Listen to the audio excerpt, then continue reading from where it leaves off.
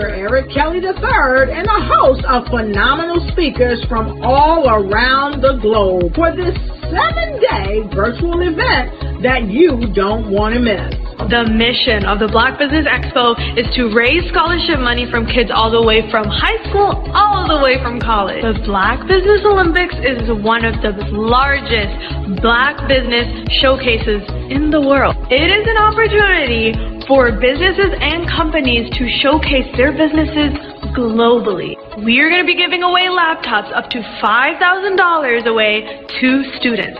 Again, I'm Olivia Appleberry, the founder of 2 Cents Finance and one of the speakers for the expo. I am so excited to see you there. For more info, go to www.blackbusinessexpousa.com or call 919-308-9090 and hope to see you there.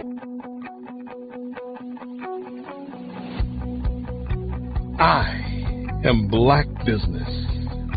From the moment I wake until the time I sleep. Yes, I am Black business. I am Black business. Tell me, are you Black business? I am Black business. Do you support Black businesses? Listen, I support Black business because I am Black business. Black Business Expo. One of the largest business showcases in the history of Black business in the world. The world! Sign up today at www.blackbusinessexpousa.com or call 919-308-9090. I am Black business. I am Black business. From the moment I wake until the time I sleep, I am Black business. I am Black business. Are you Black business? I am Black business. Do you support Black businesses? I support Black business because I am Black business. Black Business Expo, one of the largest business showcases in the history of Black America in North Carolina. Join Dr. Eric Kelly III and a host of phenomenal speakers from all around the globe for this 7-day virtual event that you don't want to miss. The mission of the Black Business Expo is to raise scholarship money from kids all the way from high school all the way from college. The Black Business Olympics is one of the largest Black business showcases in the world. It is an opportunity for businesses and companies to showcase their businesses globally. We are going to be giving away laptops up to $5,000 away to students. Again, I'm Olivia Appleberry, the founder of 2 Cents Finance and one of the speakers for the expo. I am so excited to see you there. For more info, go to www.blackbusinessexpousa.com or call 919-308-9090 and hope to see you there. I am Black business. From the moment I wake until the time I sleep. Yes, I am Black business. I am Black business. Tell me, are you Black business? I am Black business. Do you support Black businesses? Listen, I support Black business because I am Black business. Black Business Expo. One of the largest business showcases in the history of Black business in the world.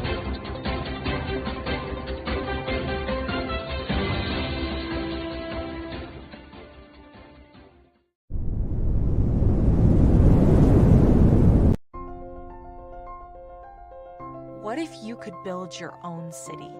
A place where every child can find nurturing people to help them achieve their full potential.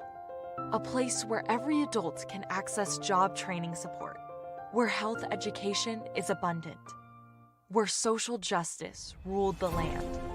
A place without limitations, Welcome. You have arrived at STEM City, USA. It is what every city should be. A safe and trusted community where you find people and resources to help you become everything you are and beyond. STEM City is unlike anything you have ever experienced. It is a digital twin of the world around you, only better. STEM City is about energy and soul renewal. It is more than a digital world. You can almost feel the power of live cultural events, music, and theater. STEM City promises a better future for children with caring mentors and hands-on activities with dedicated tutors to support our youth. STEM City is your passport to a healthy lifestyle with weekly events addressing our community's many issues. STEM City is your financial well-being with helpful information on wealth management, career advancement, job training, and so much more. STEM City is the community you deserve. It is the city where your dreams can come true. STEM City USA, a place in the sky that is accessible to all who reach for the stars.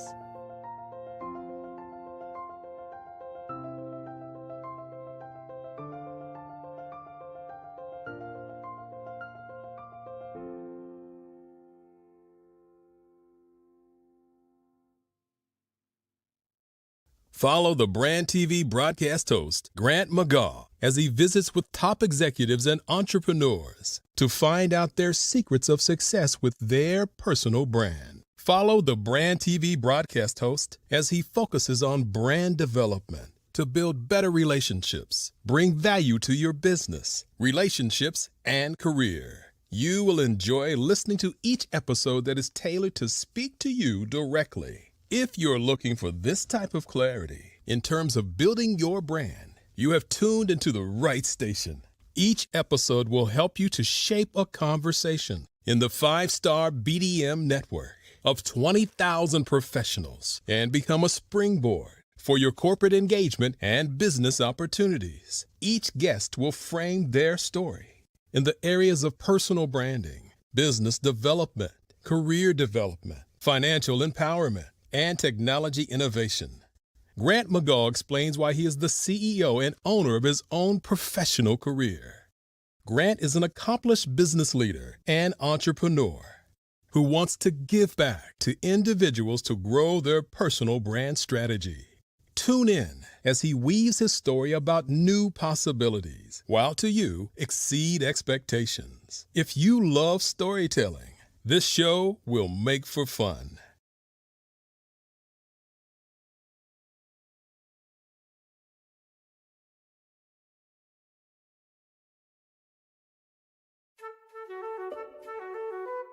This is Dr. Arnold T. Petsworth. He's the owner of Petsworth Vet World, a veterinary clinic in Hopton, Connecticut. His patients include dog, cat, frog, fish, Goldie, dog, and this alpaca. Due to doctor-patient confidentiality, we can't tell you their names. Business at Vet World was steady, and then quarantine hit. Neighbors brought new four-legged friends into their homes. Bunnies. Bunnies everywhere. Dr. Petsworth welcomed these new patients with open arms. The only problem? There were more appointments than he could manage. That's when Dr. Petsworth turned to his American Express business card, which offers spending potential that's built for his changing business needs. He decided to hire a new assistant, Julio, and with spending power built for business purchases, he used his card to furnish a new exam room. Together, Dr. Petsworth, Julio, and American Express Business made sure all the pets of Hopton got the love and care they deserve. And everyone was happy. Get the card built for business by American Express. Did you know women represent just 3% of Fortune 500 CEOs and less than 15% of corporate executives at top companies worldwide? Have you wondered what the secrets are to getting into the top ranks, whether in the private or public sector?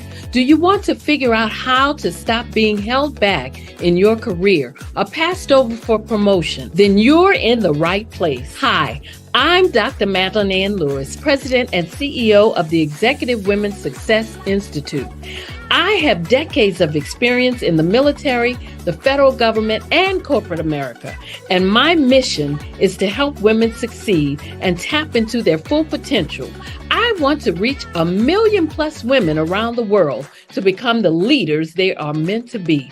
So if you want to move into a management or executive level position, or maybe you are a female veteran transitioning out of the military into business entrepreneurship, then reach out to the Executive Women's Success Institute at 301-693-3284. Let us get you on the fast track to success.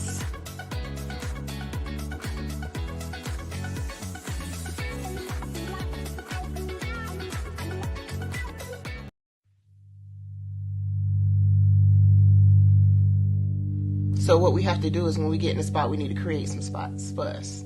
That's the main thing. We need to be able to be in a position where we're able to create those spots for us.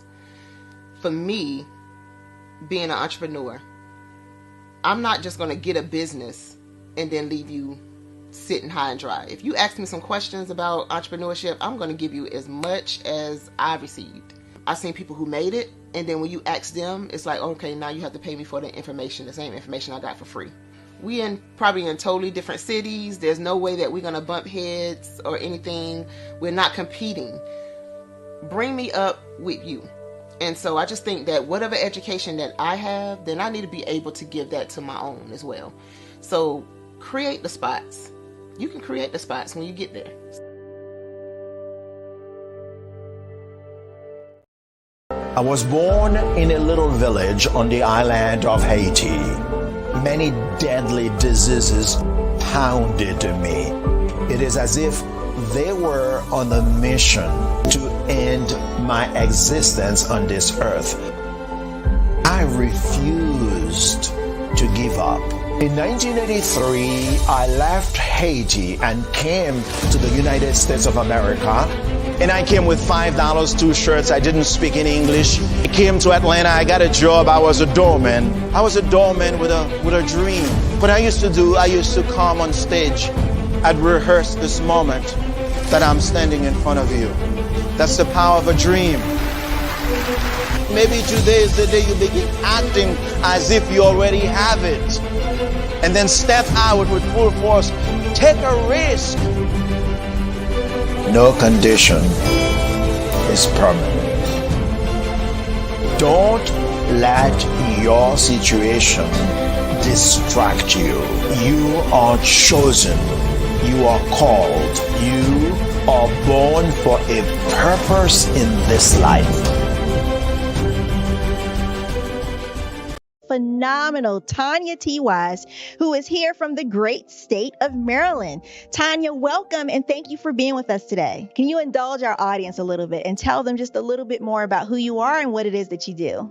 Well, I love being able to talk to people and have a magnetic attitude, being able to just show them. So I always like to say, level up is Coach at Tanya T. Wise here. So can you tell our audience, just give them a teaser about what your presentation will be about? So my philosophy is that we should all be living our dream life. So tomorrow I'm going to talk about how you start living your dream life. What are some of the things that you thought about in your childhood that you just kind of let go and dormant? Wow. And I want to reignite that and just give you some pointers and some tips, some tools, some strategies to be able to start living your best life now. And guess what, Wanda? And leave an inheritance for your legacy. Oh my goodness. Okay, I know that's resonating with a lot of people. I've heard that you have a dynamic coaching program. Can you tell us a little bit more about that? Absolutely. So our coaching program help people that have the lack of time, that lack strategies, and lack the confidence to go after their dream life. So we help them implement tools, we help them implement strategies, as well as give them resources so that they can live their best life now and leave that inheritance. Wow. Oh, I love that. I love the leave the inheritance part. Listen, you are dropping some major nuggets, and I know a lot of what you're saying is resonating with a lot of people, but I think we're all curious. How did you even make this transition into the speaking and coaching arena? What's the story behind this? So I started out in finance, and I realized that a lot of people don't necessarily go after their dream life because of the lack of finances or the education behind finances. But it wasn't until I lost my firstborn, my only son, that life changed for me. And where I was going after it all, living the corporate life, hit my 6-figure income and living in my dream house with my dream man, driving my dream car. I nearly lost it all when I lost my son. And so I realized it only takes one financial catastrophe that can change your entire life. That's what made me start All New Beginnings. Because no matter what's going on in life, there's a new beginning. And because of that, we develop a program called Wise Minded. My little slogan is, don't just dream it, let's live it. If they want to connect with you or work with you, what is the best ways for them to be able to do that? Well, for my social media guru, you can connect with me on every single social media platform as Tanya T. Wise.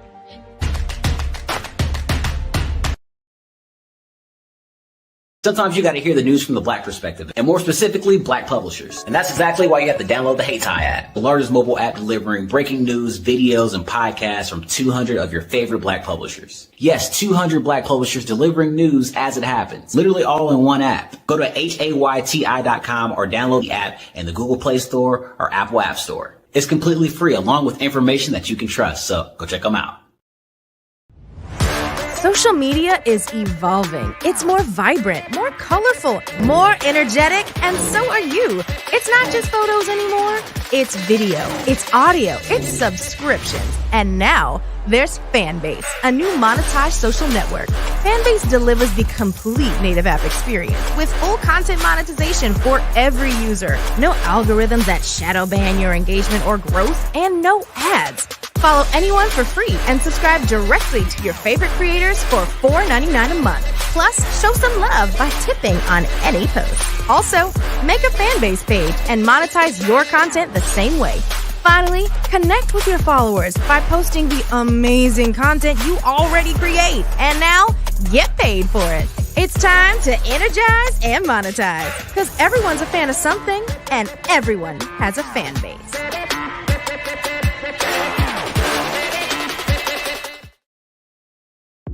The Black Business Network and Black Business Olympics are essential platforms for Black business owners globally. They provide the tools and support you need to succeed in today's competitive marketplace. Join us today as we collaborate together with businesses from around the world to support our children, students, and young future entrepreneurs, Black businesses and corporations. We raise funds for students going to college and young entrepreneurs who are aspiring to be business owners, and we invite you to be a contributor today. Visit the website www.blackbusinessexpousa.com to connect with and learn more about how the Black Business Network and Black Business Olympics can help you not only share your amazing business story to businesses, but also serve future generations. Hello, my name is David Jones, CEO and co-founder of the Hello LLC, where we help businesses build a culture, brand and experience, and leverage technology to pivot into Web3. Join the Black Business Network streaming live into Roku, Metaverse, STEM City, Black Multiverse Enterprises, Hulu, YouTube, iHeartRadio, Apple, Facebook, LinkedIn, Spotify, Twitch, and Google Podcasts. Tune in, turn on, and let's thrive.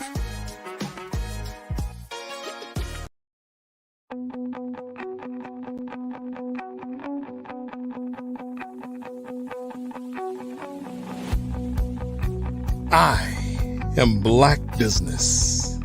From the moment I wake until the time I sleep. Yes, I am Black business. I am Black business.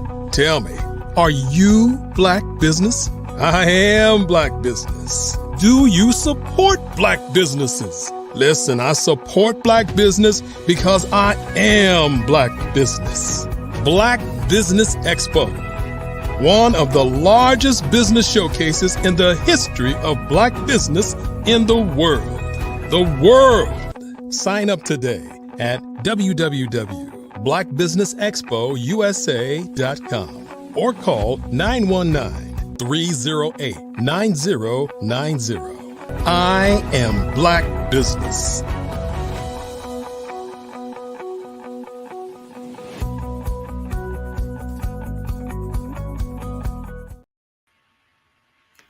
Good morning, business owners, entrepreneurs, and thought leaders and corporations. Welcome to the Black Business Network.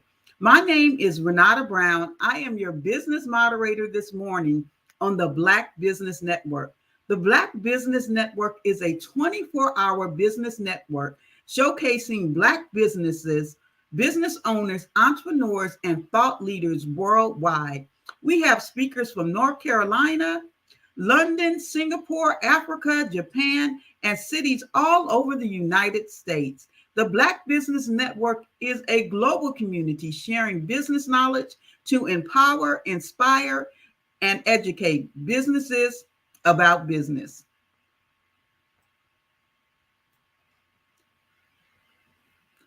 This week, we are hosting the literary edition of the Black Business Olympics, showcasing writers, authors, speakers, publishers, agents, and literary enthusiasts. We are really happy to be hosting this week. Our first speaker this morning is Tremel Mitchell. Tremel is a premier keynote speaker, trainer, and leading authority on fatherhood, parenting engagement, and personal improvement energies. Motivates and empowers diverse audience to take action and take control. When he is done with audience, they are ready to meet the challenges of the world around them and unearth treasures that lay beneath them. Tremel focuses on his intentions on motivating, empowering, maximizing their manhood by self-actualizations and rediscovering their true identity. We're so happy to have Tremel join us this morning.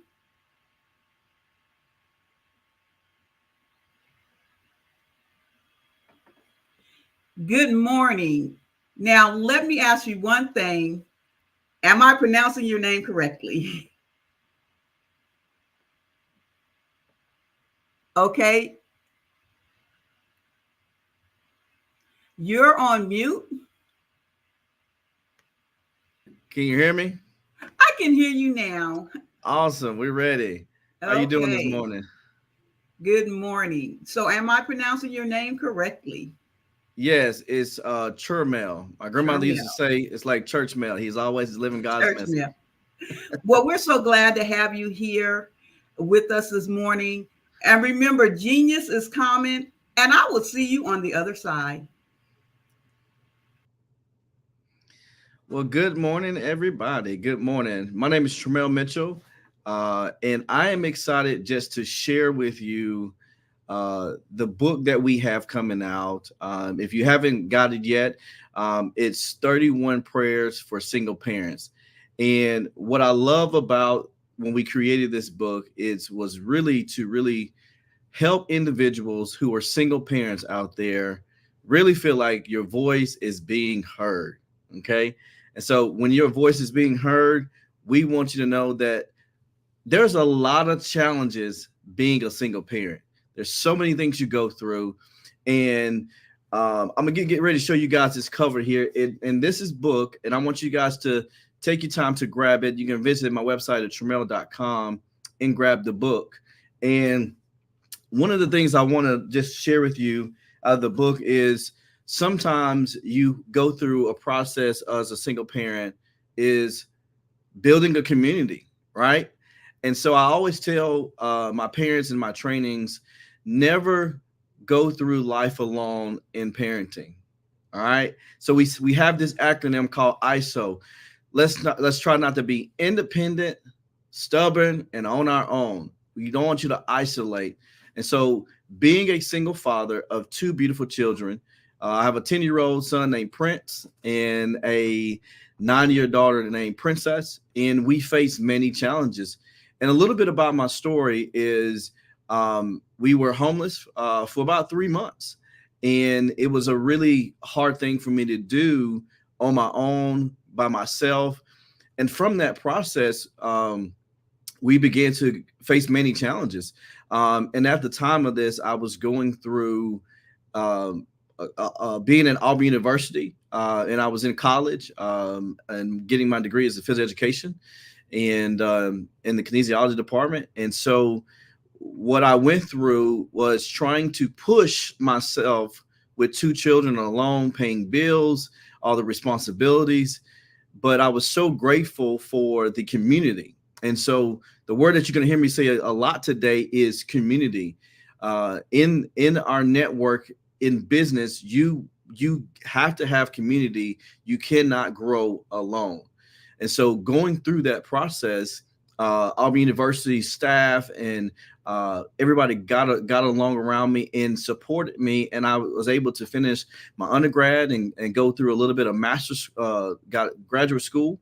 In that process, I understood that something was needed more, and I began to look at myself as a single parent, building myself with my degree, building a business, realizing that there was more to it. And so what happened was I started this thing. Somebody said, hey, come to church with me. Come to church with me. Let's pray. And there's some other business owners that I want you to meet. And we start processing this. And I was in the gym, and being in the gym, what happened was I met an amazing friend of mine, Tiffany Chandler, who's very well known globally of what the work she does and just all the great work she does. And she said to me, she said, Mitchell, you need to write a book on prayer because you've been through a lot. And I think that's something you can do. And I processed it, and I processed it over time. And what happened was it began to change. And when that began to change, I began to take a notebook. And one of the things, the process in my writing style was I took time to figure out, what did I want to write about? What a single parent, what did I face as a single parent? And there were so many things I faced in that journey. Was finances, right? You know, I'm a one income person. There was many challenges. We were so grateful for the Head Start programs that was locally allowed me to have service in the Head Start programs. And so getting that community support created that way of writing for me. And I began to take this, and we created the book, 31 Prayers for Single Parents.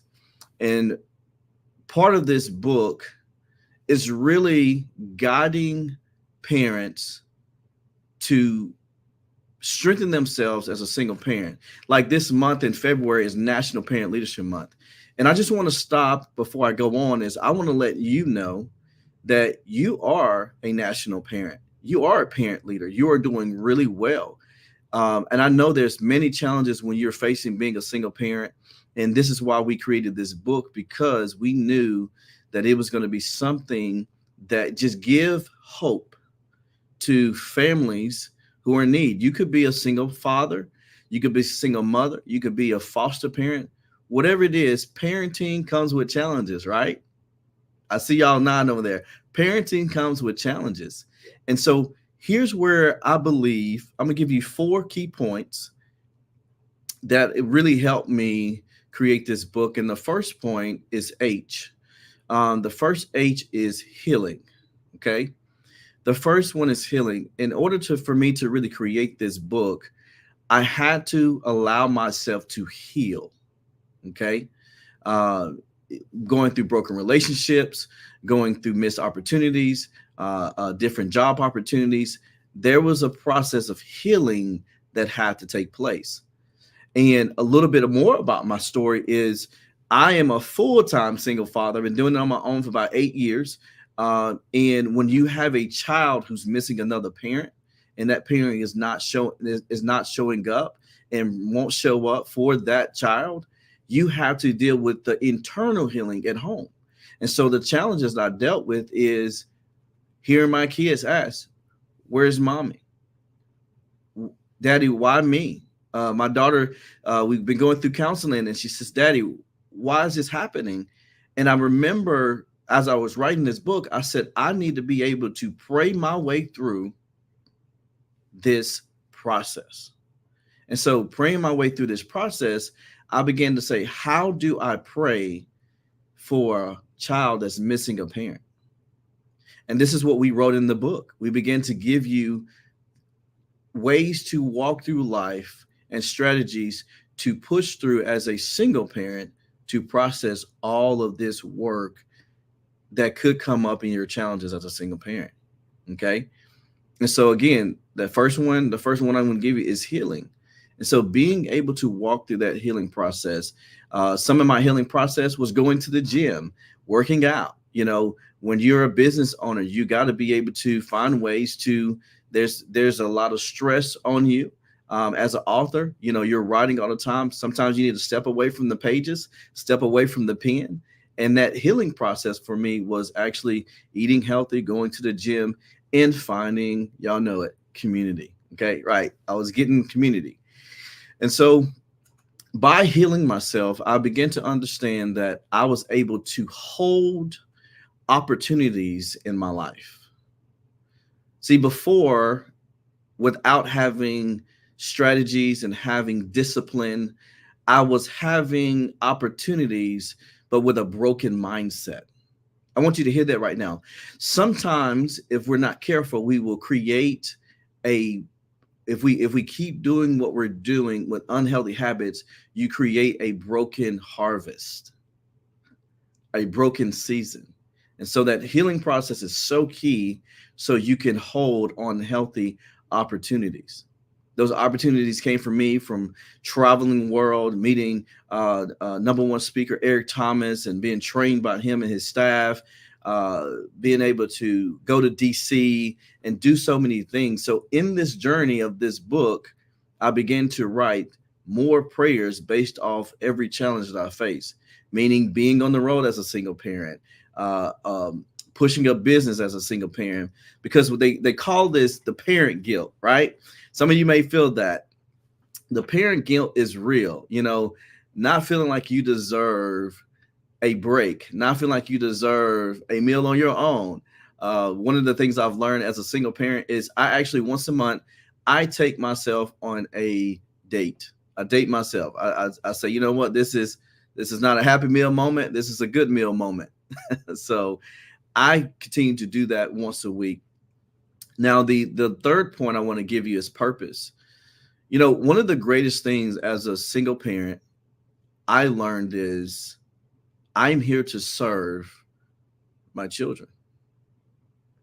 I was put on this earth with a great responsibility to serve. And by serving my children, our relationship began to go stronger. We began to little things as far as sitting at the table, eating.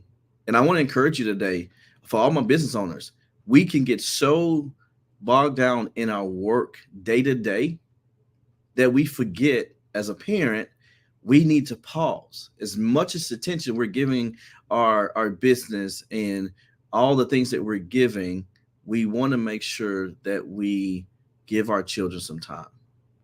Because children spell love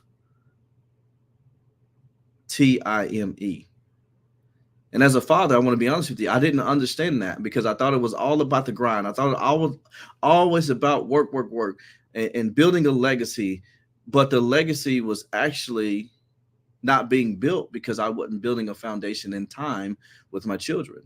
And so one of the things I do when I get home from work in a busy day, I put my phone down. I want y'all to try that. Write this down. 10 minutes, put your phone down for 10 minutes and have a conversation. Ask questions to your children. Pray with your children. If that's what you do, whatever you do, if you meditate, whatever you do to connect with your child, give your child time. Okay.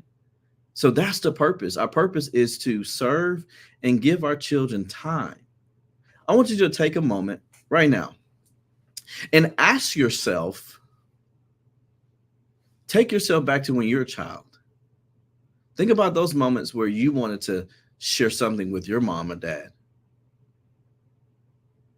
And we began to address a lot of these things in the book, 31 Prayers for Single Parents, because it's not just a book of prayers and meditation. It's a book of strategies. We really went in detail into putting strategies in there to give you applicable things to do on your day-to-day goals.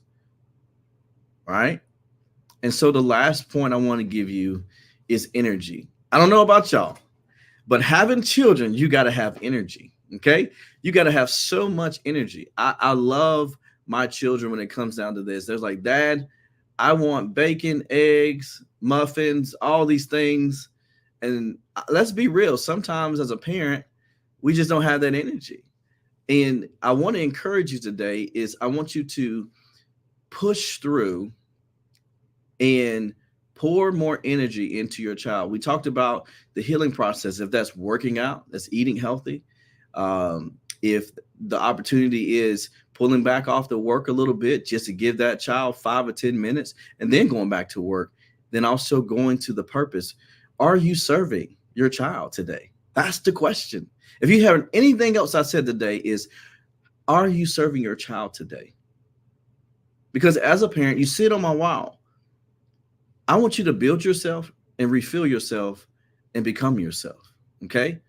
As parents, we go through a lot of struggles, a lot of great moments, but you got to continue to build yourself. What material are you putting in your mind every day?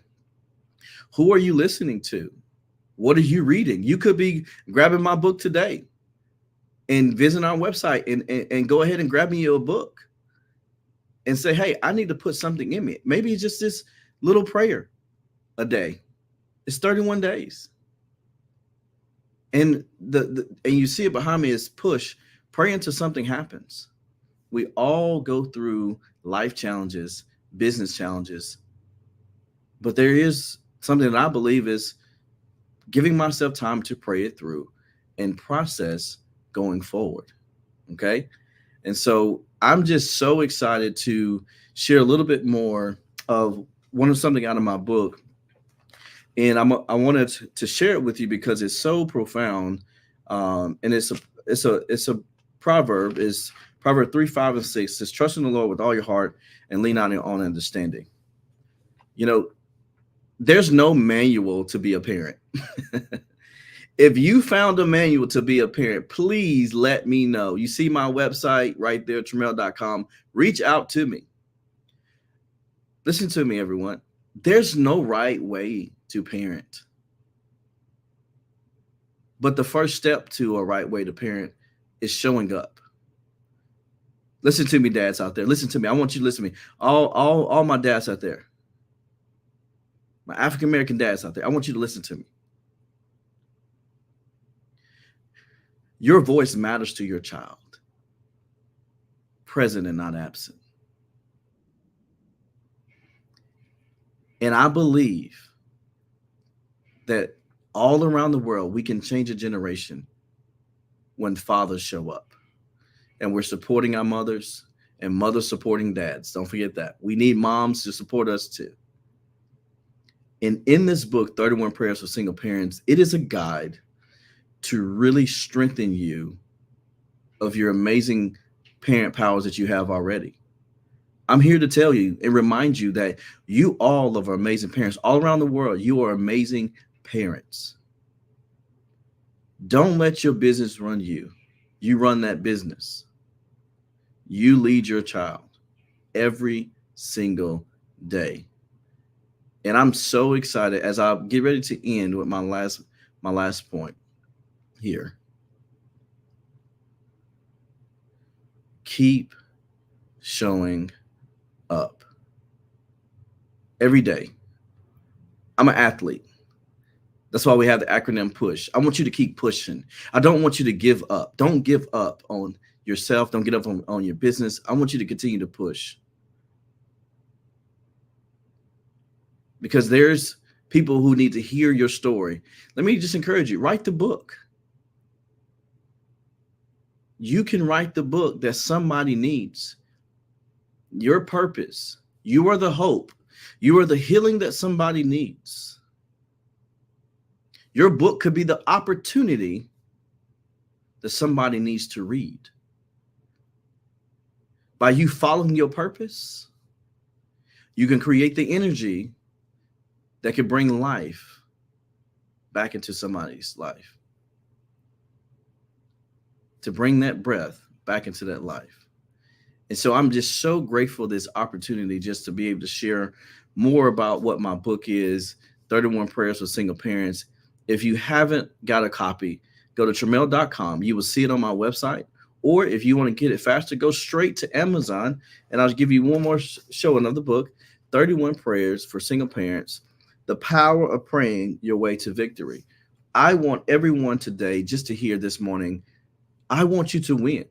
You all are winners. You all are parents. You're superstars. And your children love you. Just keep pushing. Dads, listen to me. Single fathers, keep pushing. It's worth it. It will be worth it at the end. So I'm so excited. I hope to see you all soon.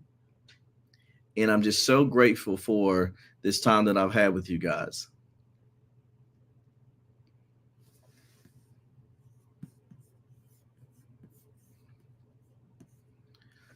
And I want to give you a little bit more. Give you a little bit more.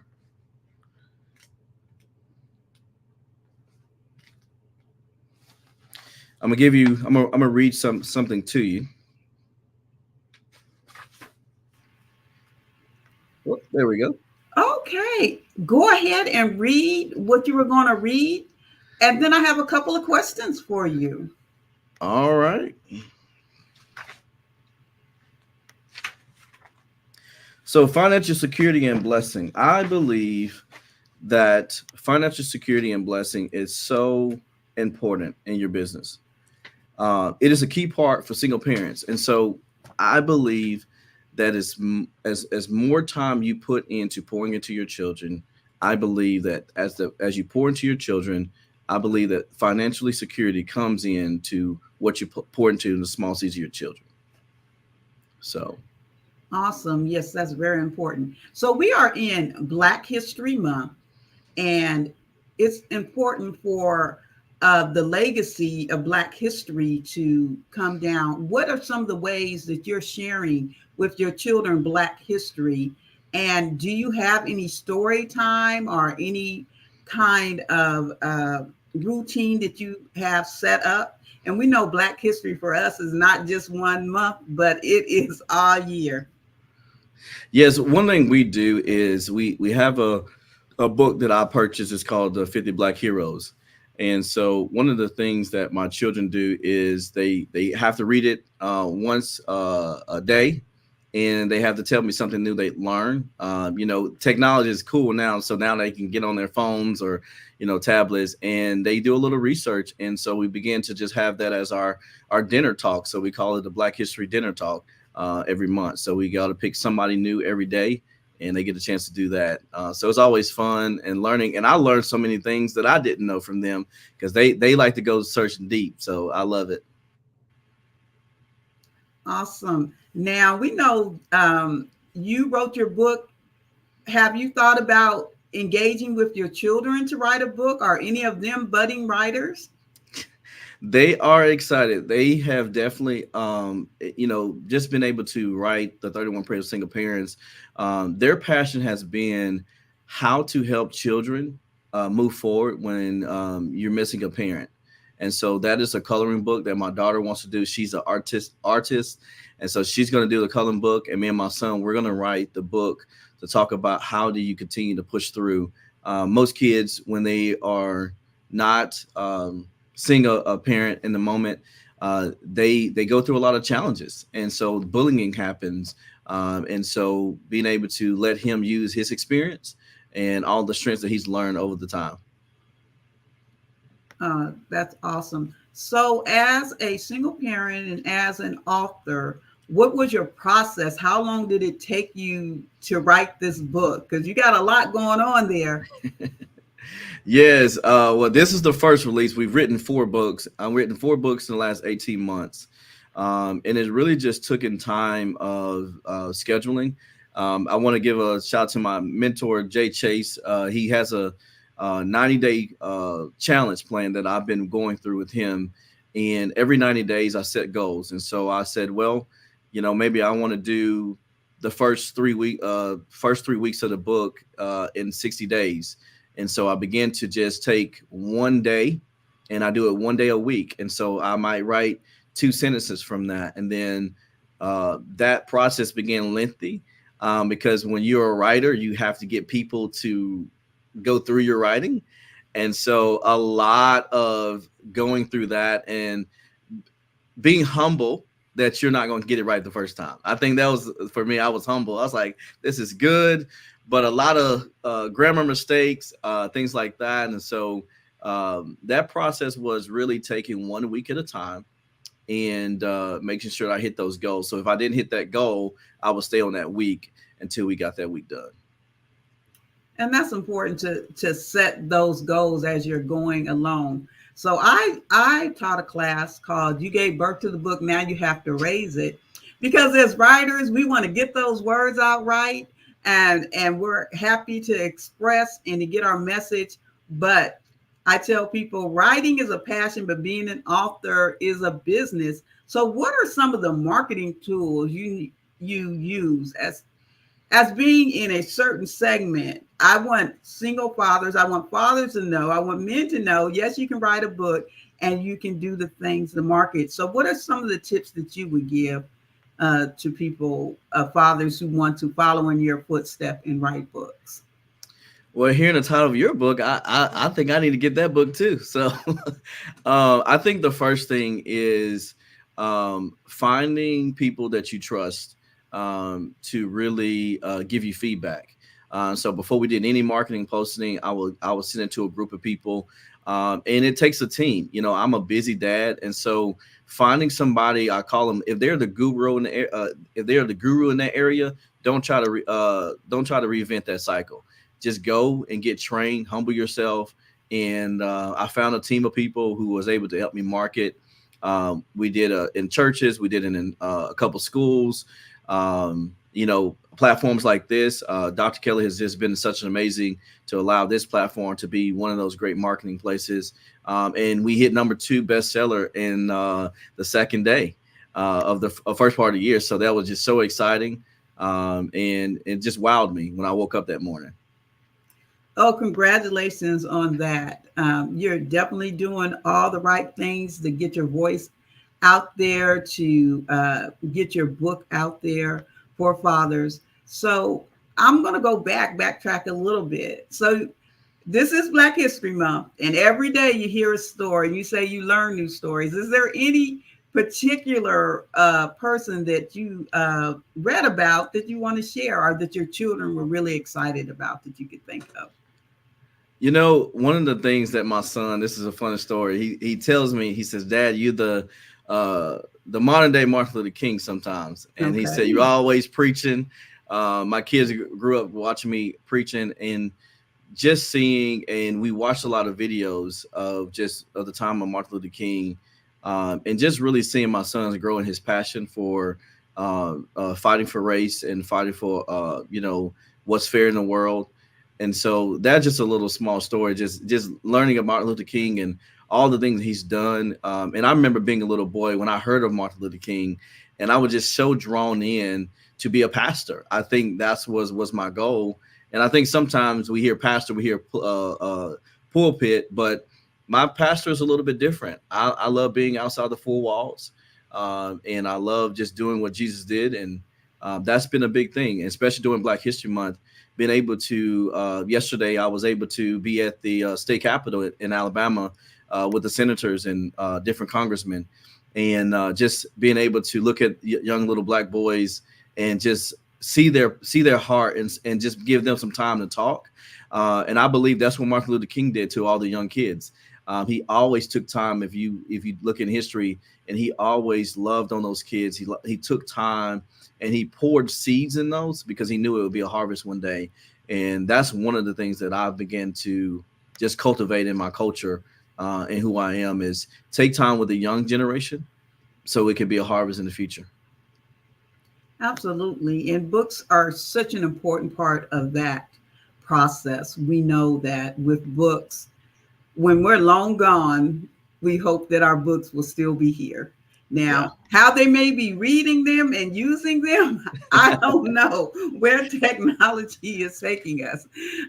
They may just be able to just touch something and the book automatically comes in. I've saw some great technology these days, but it's really important, especially We see what's happening in some of the states that are banning books and trying to rewrite Black history. So I think as parents and me, I'm past that parent in the home stage, but I do have grandchildren.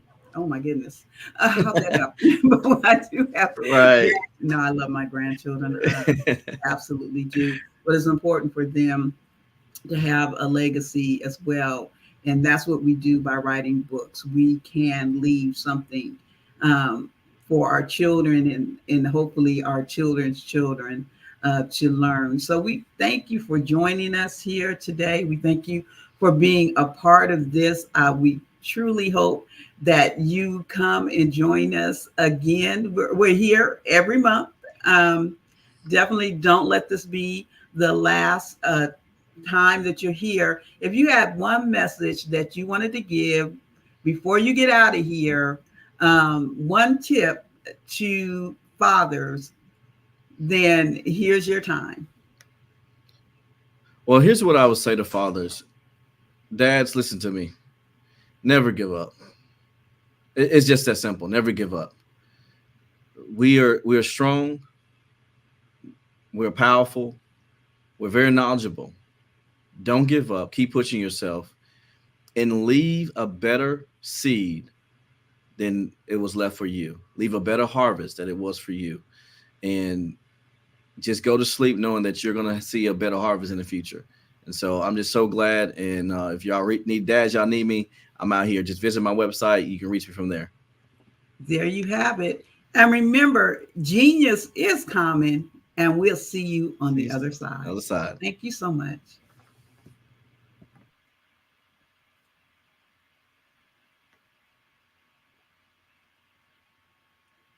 Thank you so much for joining us in this first session this morning.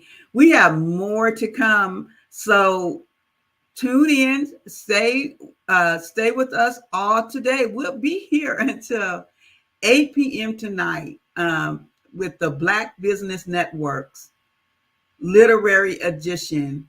You will not be disappointed. And if you want to become a part of it, contact us. We would love for you to be a part of the Black Business Network Olympics Literary Edition. We'll be here every month, the second week of every month. So there's lots of opportunities for you to participate in the Black Business Expo.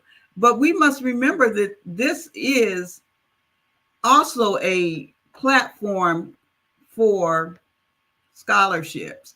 The www Black Business USA. Okay, I'm gonna start again. The www Black Business Expo USA.com. You can donate to the scholarship fund or use Cash App that's on the screen below. BBX USA. Our goal is to give laptops to up to $5,000 to 10 students. Students can register online at www.blackbusinessexpousa.com. Every dollar counts, so we want to remind you to donate to the scholarship fund. And we want to also thank our Black Business Expo USA sponsors for February. We have NC 100, Moody Capital Partners, Suede Soul, The Hello LLC, Lotus Ritchie Coaching and Training, Carolina, Virginia Minority Supplier Development Council, Step Management, Barbara H. Smith LLC, 5-Star BDM Media, Margie McLean Foundation Incorporated, Genius is Common, Earth Essentials, Mullane, Shawnee Global, Executive Woman Success Institute, the Quality Coaching Company, Superwoman Business Services, Creative Forces Studios, Lee Entertainment, Artistic App Design, Black Business Expo USA. Genius is common, and I will see you on the other side. Did you know that approximately 333.34 million businesses exist today, according to a report from 2021? And you may be one of those businesses, or maybe you're not in the business market yet, but you're aspiring to be a business owner. Well, guess what? You're in the right place at the right time. Because let's face it, everything is about timing and opportunity. Hi, my name is Dr. Lotus Richey, and I'm the CEO and founder of the Lotus Richey Coaching and Consulting LLC, along with the Lotus Richey Ignite Show. 15 minutes of success with Dr. Lotus Richey, as well as books to boom your business and bring who you are. And today, I want to bring this amazing message to you about the Black Business Network and the Black Business Olympics. See, the Black Business Network and the Black Business Olympics is designed to help people just like you, that's right, that look like me, to take their business to the next level. Not just in your front yard or your backyard, but globally. The Black Business Network and Black Business Olympics is designed not to just help you survive, but to help you thrive. So join us today as we come together with businesses all around the world to support our students, our children, our young teens, our young entrepreneurs. What we do is we come together to help raise funds for students who are aspiring to be business entrepreneurs, who are aspiring and who are thriving in college. We endow them with a wonderful opportunity to gain scholarship of either a laptop or several thousands of dollars. And we invite you to help be a contributor to this amazing opportunity to help someone that looks just like you. So join us today at our website and let us connect with you and help you ignite and take flight in every area of your life on the Black Business Network and the Black Business Olympics. I'll see you on the other side.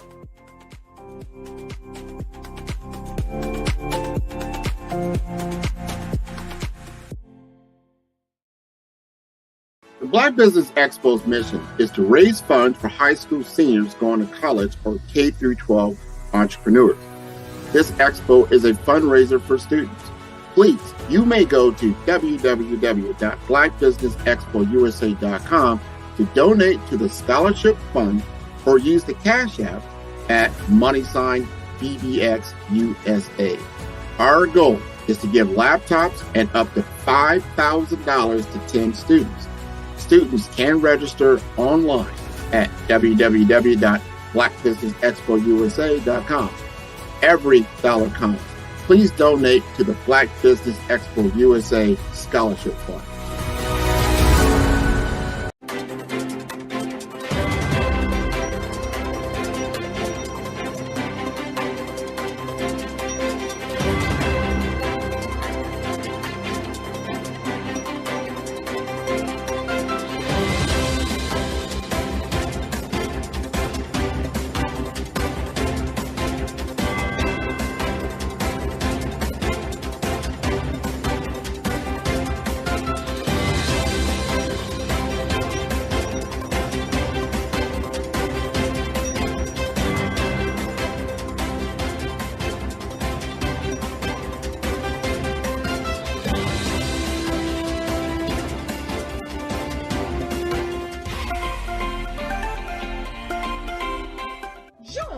Dr. Eric Kelly III and a host of phenomenal speakers from all around the globe for this 7-day virtual event that you don't want to miss. The mission of the Black Business Expo is to raise scholarship money from kids all the way from high school, all the way from college. The Black Business Olympics is one of the largest Black business showcases in the world. It is an opportunity for businesses and companies to showcase their businesses globally. We are going to be giving away laptops up to $5,000 away to students. Again, I'm Olivia Appleberry, the founder of 2 Cents Finance and one of the speakers for the expo. I am so excited to see you there. For more info, go to www.blackbusinessexpousa.com or call 919-308-9090 and hope to see you there. I am Black business. From the moment I wake until the time I sleep. Yes, I am Black business.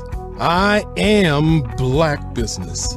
Tell me, are you Black business? I am Black business. Do you support Black businesses? Listen, I support Black business because I am Black business. Black Business Expo, one of the largest business showcases in the history of Black business in the world. The world! Sign up today at www.blackbusinessexpousa.com or call 919-308-9090. I am Black business. I am Black business. From the moment I wake until the time I sleep, I am Black business. I am Black business. Are you Black business? I am Black business. Do you support Black businesses? I support Black business because I am Black business. Black Business Expo, one of the largest business showcases in the history of Black America in North Carolina. Sign up today at www.blackbusinessexpousa.com or call 919-380-9090. I am Black business. I am Black business.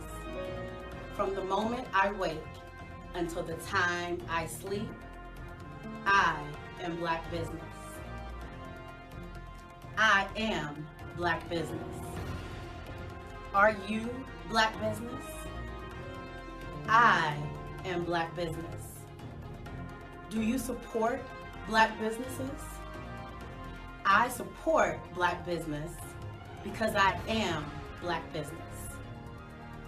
Black Business Expo, one of the largest business showcases in the history of Black America in North Carolina. Sign up today at www.blackbusinessexpousa.com or call 919-380-9090. I am Black business. I am Black business. From the moment I wake until the time I sleep, I am Black business. I am Black business. Are you Black business? I am Black business. Do you support Black businesses? I support Black business because I am Black business. Black Business Expo, one of the largest business showcases in the history of Black America in North Carolina. Sign up today at www.blackbusinessexpousa.com or call 919-380-9090. I am Black business. I am Black business.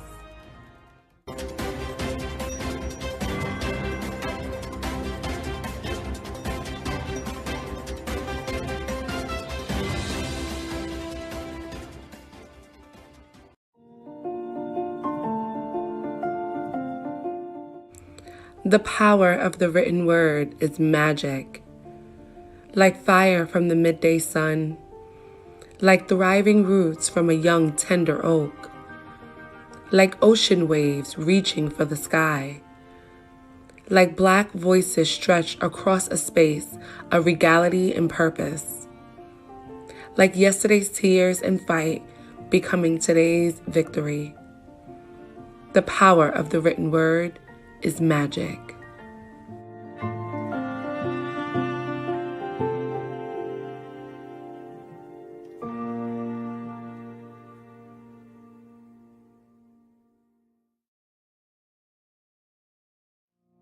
Did you know that approximately 333.34 million businesses exist today, according to a report from 2021? And you may be one of those businesses, or maybe you're not in the business market yet, but you're aspiring to be a business owner. Well, guess what? You're in the right place at the right time. Because let's face it, everything is about timing and opportunity. Hi, my name is Dr. Lotus Richey, and I'm the CEO and founder of the Lotus Richey Coaching and Consulting LLC, along with the Lotus Richey Ignite Show. 15 minutes of success with Dr. Lotus Richey, as well as books to boom your business and bring who you are. And today, I want to bring this amazing message to you about the Black Business Network and the Black Business Olympics. See, the Black Business Network and the Black Business Olympics is designed to help people just like you, that's right, that look like me, to take their business to the next level. Not just in your front yard or your backyard, but globally. The Black Business Network and Black Business Olympics is designed not to just help you survive, but to help you thrive. So join us today as we come together with businesses all around the world to support our students, our children, our young teens, our young entrepreneurs. What we do is we come together to help raise funds for students who are aspiring to be business entrepreneurs, who are aspiring and who are thriving in college. We endow them with a wonderful opportunity to gain scholarship of either a laptop or several thousands of dollars. And we invite you to help be a contributor to this amazing opportunity to help someone that looks just like you. So join us today at our website and let us connect with you and help you ignite and take flight in every area of your life on the Black Business Network and the Black Business Olympics. I'll see you on the other side.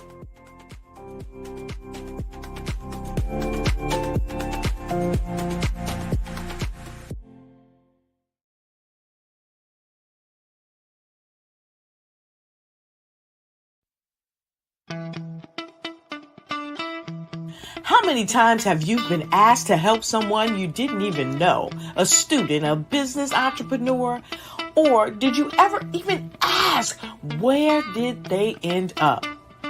That business, that friend, that entrepreneur. Well, just maybe they ended up in a gang, bankrupt, homeless, or worse, dead. Maybe they turned to crime, drugs, and alcohol. Did you ever wonder? Did you destroy their dream, or was your life always so easy? At the Black Business Olympics, we started a movement to help students complete. Give them hope and foster success. Help them to leave their dreams of providing laptops, computers, and up to $5,000 in scholarship funds. Today, we ask you to help a student, a business owner, or an entrepreneur to realize their dreams by sponsoring them, supporting them, and buying from them. Consider this. With $1.6 trillion in our Black community, we only ask for a small donation for our students, our businesses, and our entrepreneurs. And you can change a life today. So I ask you, what are you going to do? Sit on the sideline and watch our students in high school be leaders, miss out on their dreams from lack of resources? Or are you going to donate to the movement and change their future and yours as well? Give us a call today at 308-9090. Change their life by investing with action to the Black Business Olympic Fund. The Black Business Olympics, one of the largest business showcases of Black business in the history of the world.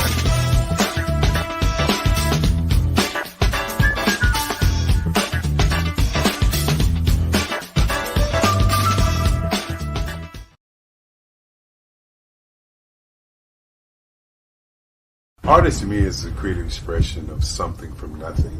You know, it explodes onto the canvas, or it explodes on in my work. One of the things that I try to do more than anything is I try to just give the lines and the movements and emotions and the expressions into what I do. Art really means to me a chance to express how I feel deep down inside. Most of my art begins as a thought that I might have, you know, whether it's sports, whether it's history, whether it's a woman or a man. It pretty much starts as an idea of thought before I get into the actual image of what I'm going to draw. I do a lot of historical pieces. I was a history minor in college, and I love to do history pieces. And a lot of times I'm thinking about history, and then I try to make that history impact you as you look at it. That's one of the reasons I do pictures so large. People ask me, why do I do the pictures so big? And I tell them, I want the piece to impact them as they're looking at it. To kind of dominate them, dominate their space. And most of my pieces I try to do off page. I don't try to do anything that's going to be in those four corners or in a square. And I want your imagination to be a part of the piece that you're looking at.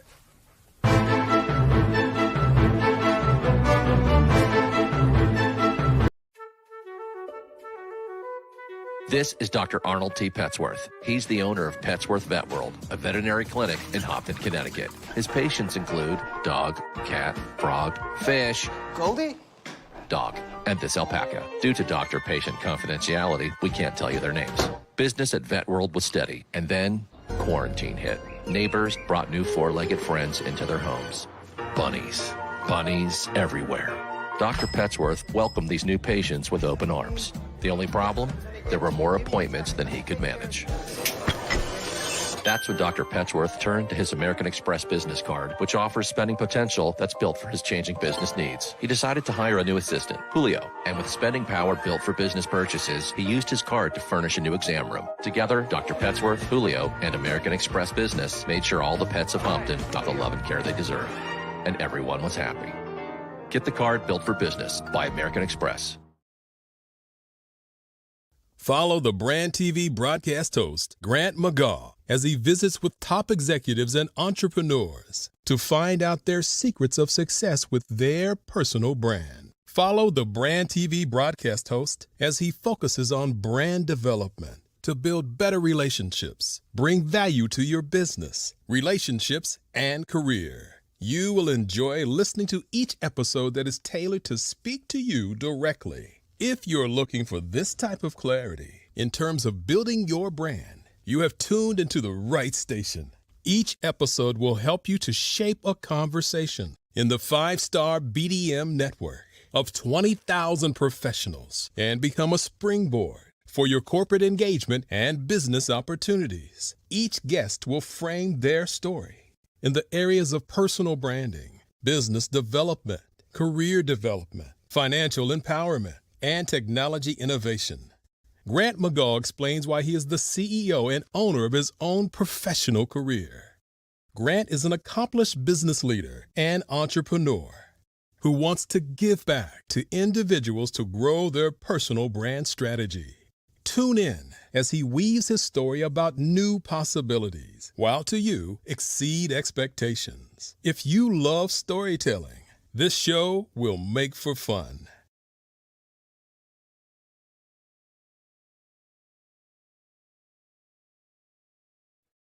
Hey everyone, it's Grant McGaugh, CEO of 5-Star BDM and host of the award-winning Follow the Brand podcast and TV series. where I help you to build a 5-star brand that people will follow. My genius is personal brand development through intelligent communication and helping you achieve your business and career goals. I am a requested speaker on digital technology and brand development issues.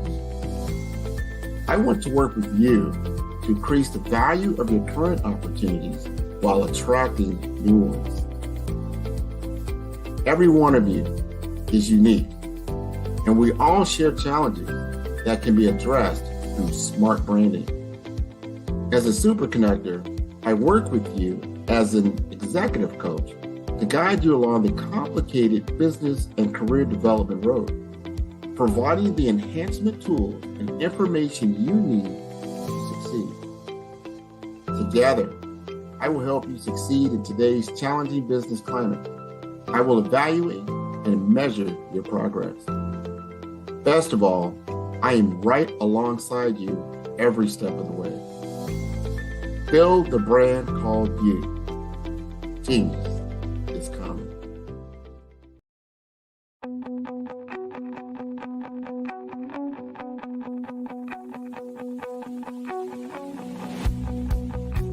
I am Black business. From the moment I wake until the time I sleep.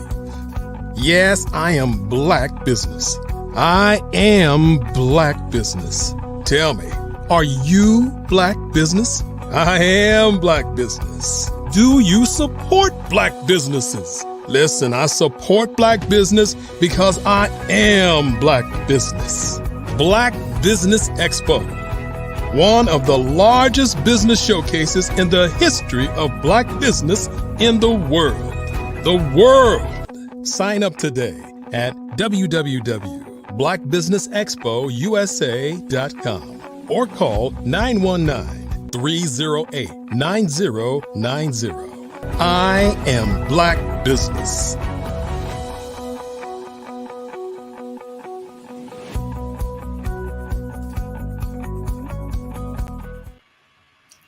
Good morning, business owners, entrepreneurs, thought leaders, and corporations. Welcome to the Black Business Network. My name is Renata Brown. I am your business moderator for this morning on the Black Business Network. The Black Business Network is a 24-hour business network showcasing Black businesses, business owners, entrepreneurs, and thought leaders worldwide. We have speakers from North Carolina, London, Singapore, Africa, Japan, and cities all over the United States. The Black Business Network is a global community sharing its business knowledge to empower, to inspire, and to educate businesses about business. Our next speaker is Clarissa Turner. Clarissa Turner, growing up with two wonderful parents, Kenneth and Nancy Turner, in a faith-filled household. Clarissa Lauren was taught nothing is impossible when you believe. Her parents not only provided, but demonstrated a strong foundation of having faith and having a heart to serve others. As Clarissa grew in her passion, her parents continued to motivate her to strive for success. Their consistent encouragement taught her not to settle for staying within the box, but to strive to reach opportunities outside of the box and to assist others along the way. Clarissa has accomplished numerous things and endured many circumstances. Distractions can make it difficult for us to perform in an optimal level. As her life journey continued, it was imperative for her focus to remain clear. Her vision for her personal life, education, career, and business exemplifies never underestimate the power of focus. Clarissa believes you can always progress forward in your journey of life. That's the good news.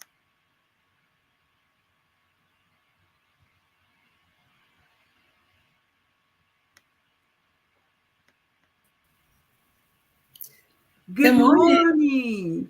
Good morning. How are you doing today? I am awesome. We are so glad to have you with us here at the Black Business Olympics Literary Edition. Thank you for having me. Oh, we are so happy that you're here. So genius is coming, and I'll see you on the other side. Thank you. Good morning, everyone. I am here to express the importance of literacy. I am an author, Clarissa Lauren Turner, of the book, The Power of Focus. Yes, this book is about personal development. We need self-help. We need develop in our personal goals and our achievement, as well as our individual business goals as a student if you have educational goals as well. So this book was inspired by being able to know and learn that there's not a lot of books out there who are impacting us to focus.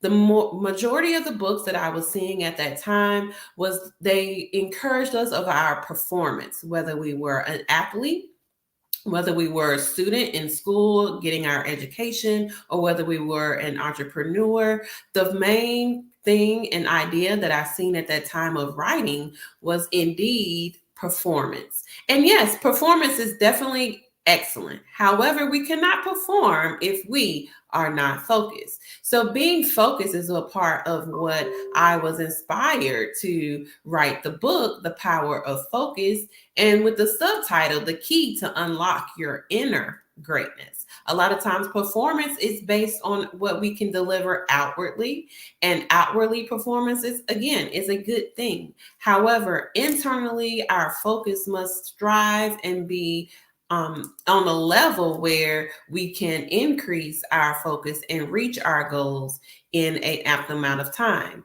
Today, we live in a world where there is so many distractions as well. Even at that time, when I was writing the book, there was a major NBA basketball star who we all heard who passed away in a helicopter crash. And at that time, there was a lot of chaos and a lot of uncertainty in the world. And I was inspired to write the book to focus because even though the environments around us, they always can become a distraction. And not only a distraction, but it can impact our feelings and emotions as well. And having those feelings and emotions during a turmoil time, it can shift your focus off of what your goal was to plan ahead and to strive for on a day-to-day basis. A lot of times distractions can become difficult. They can become difficult, meaning we can not pull away from them because they have our mind and our focus driven only on those distractions. And if we stay focused on the distractions will continuously pull away our focus of achieving our goals. And a lot of times people do not realize that those distractions are indeed drifting our focus. So writing this book, The Power of Focus, drives our increase to improve our personal focus and our personal goals. And that is not always easy. However, the problem sometimes that I discovered is when we're not focused properly, we can feel out of control. We can feel like we do not have control of our situation. We can feel like we do not have control of what is set above us or what we're trying to reach at a time. However, I also discovered that when we are not focused, that we have a higher level of stress. And unfortunately, stress can affect our health as well. So having the power of focus, we have to make sure that focus stays centered. And when we are staying centered, we can reach our goals through our focus. One of the things that I can share about my writing process as well was that during that time of writing, I was also journaling. And I know journaling has come to the forefront of a lot of people's individual lives and personal lives. And also journaling as far as an entrepreneur, journaling to that business plan. And if you are a student, journaling your educational journey. What classes do I need to take next? What professors should I talk to? Things of that nature inspired me to create a plan, a success plan for those in every area of their lives to actually help them center in their focus. So my journey of writing process truly began with journaling. And when it came to the forefront of the circle of sisters and friends that I was around, they inspired me to produce the book. They inspired me because a lot of times when we would go out to dinner and things of that nature, after our conversations, they would always tell me, you know, you are very inspirational. You have gave me a different perspective. You have triggered something in me that I need to plan better. I need to focus better. And you should write a book. And, you know, I took that to heart. I took that to heart because I never, ever imagined that I would be an author. I love reading. I enjoy reading other authors and their work and literary work and personal development work. However, I never thought in my day that I would actually be an author. But hearing those encouraging words from those who are around me, and your environment, of course, is also very important. That inspired me to begin to write a book. And so because I was so heavily in journaling, I basically took the thoughts and the processes and the items that I had written in so many journals, I pieced them together into chapters of my book. So my book currently has 7 chapters. However, the process was I didn't have titles at the beginning. I was piecing together the journal thoughts that I had throughout the days. When I journal, I date the days that I'm actually journaling. I put subheaders and things of that nature in my journals as well. And that journaling basically came together with the book and the formatting of the book. Some people may think that journaling is not necessary. However, I challenge you to begin journaling, whether you have a personal goal, a professional goal, an educational goal, even if you are a parent and you have parental goals. That is also something that you can journal, and you can be inspired to know that journaling can truly turn into a book, whether it's a workbook, whether it's a study guide, whether it's a literary form of book of personal development that you truly want to establish and publish, even if it's an article, whether it's in, yes, we have technology now, but a lot of magazine articles are digital. Even if you're writing for that article, those journaling thoughts and ideas that had came to you while you have that self-time, those are ways that you can begin your path and process of writing. So far as rituals and things of that nature, when it comes to writing, me personally, I have a chapter in my book, chapter 5, called How Highly Successful People Develop Self-Discipline. Yes, that is the key. Self-discipline. When you have self-discipline and you're writing that book, you can truly, truly, truly be successful. A lot of times people also have the desire to have a mentor. Having a mentor can keep you accountable, hold you accountable of your self-discipline when there is times that you want to go off focus or stray away. So a lot of times I can leave you with a few tips also with rituals and routines that you can do when you are producing or beginning in the beginning phrases of your book. I first encourage people to have a vision. Yes, I know a lot of people hear that word all the time, but a vision is knowing exactly what you desire to do, exactly where you want to accomplish and what you want to achieve. And that knowing that vision, then later on, you are able to decipher the steps that are necessary to reach that vision as an author. And also make sure that you prioritize. Yes, prioritize. And when I say prioritize, Some people are able to write an entire book in one day, right? And some people, it takes months or even time frame to prioritize the writing and things of that nature to form and shape the book into presentable concepts for the reader.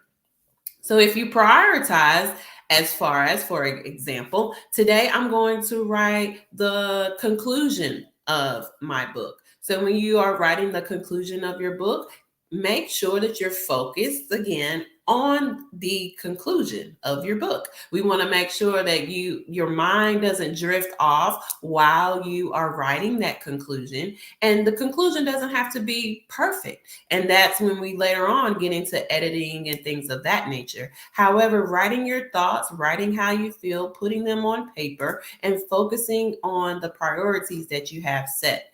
And then the next priority you may have is say, hey, you know what? Today I'm going to write 2 chapters of this book, and not necessarily putting them in the same order that it may be in the book once it's published, but saying that you're going to sit down and focus on 2 chapters for that particular time frame.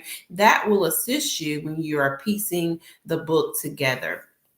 So prioritize is the second thing. The third thing I would say to do is definitely say no to distractions. Yes, it can be truly, truly hard when we have social media, we have notifications going off time and time again, our cell phones are ringing, we have notifications on our laptops, our iPads, things of that nature. Sometimes they have a feature that many people do not use called do not disturb, right? So using those features, do not disturb, allows you to say no to distractions. When we set a time frame of when we're going to begin writing our book and writing pieces or developing areas and ideas of the book, it's important to say no to distractions, because while the distraction can, again, as I stated earlier, pull you away from what you are trying to prioritize for the day. So the fourth thing I would say would divide your goals. I say this phrase all the time: a goal without a plan is a wish. Yes, a goal without a plan is a wish. So we must divide our goals and plan out what you have set for the book. For example, if you are determining to write a book and you want to make sure that you reach out for someone to do a foreword for your book, plan out the time frame that you will be able to contact the individual, give a meeting or a deadline to the individual as well. That would be a goal that you can prioritize and divide, because the forward, of course, comes at a later time of the book. However, we have to give that individual that we reached out to create the forward of your book time to pen their thoughts to paper, and also be able to return that information back to you before publishing. And then the last thing I would say, as far as a ritual or routine for yourself, would definitely be to reward yourself. Yes, reward yourself. Make sure that you are patting yourself on the back for those goals that you have already accomplished. You have already written 2 chapters today. You know, next week I'm going to be motivated and I'm going to write the 3rd chapter or the 4th chapter of my book. Make sure you reward yourself for all of the hard work that you have put in to develop this book. Not only your development of the book, but the thought process, the choosing the editor, things of that nature. Even if the editor hadn't begun to actually piece your book together, but actually choosing an editor is an accomplishment as well. So reward yourself when you have accomplished the things that you have written out, which is a plan, and your goals that you have written out. Make sure you reward yourself, even if your reward is to take a break.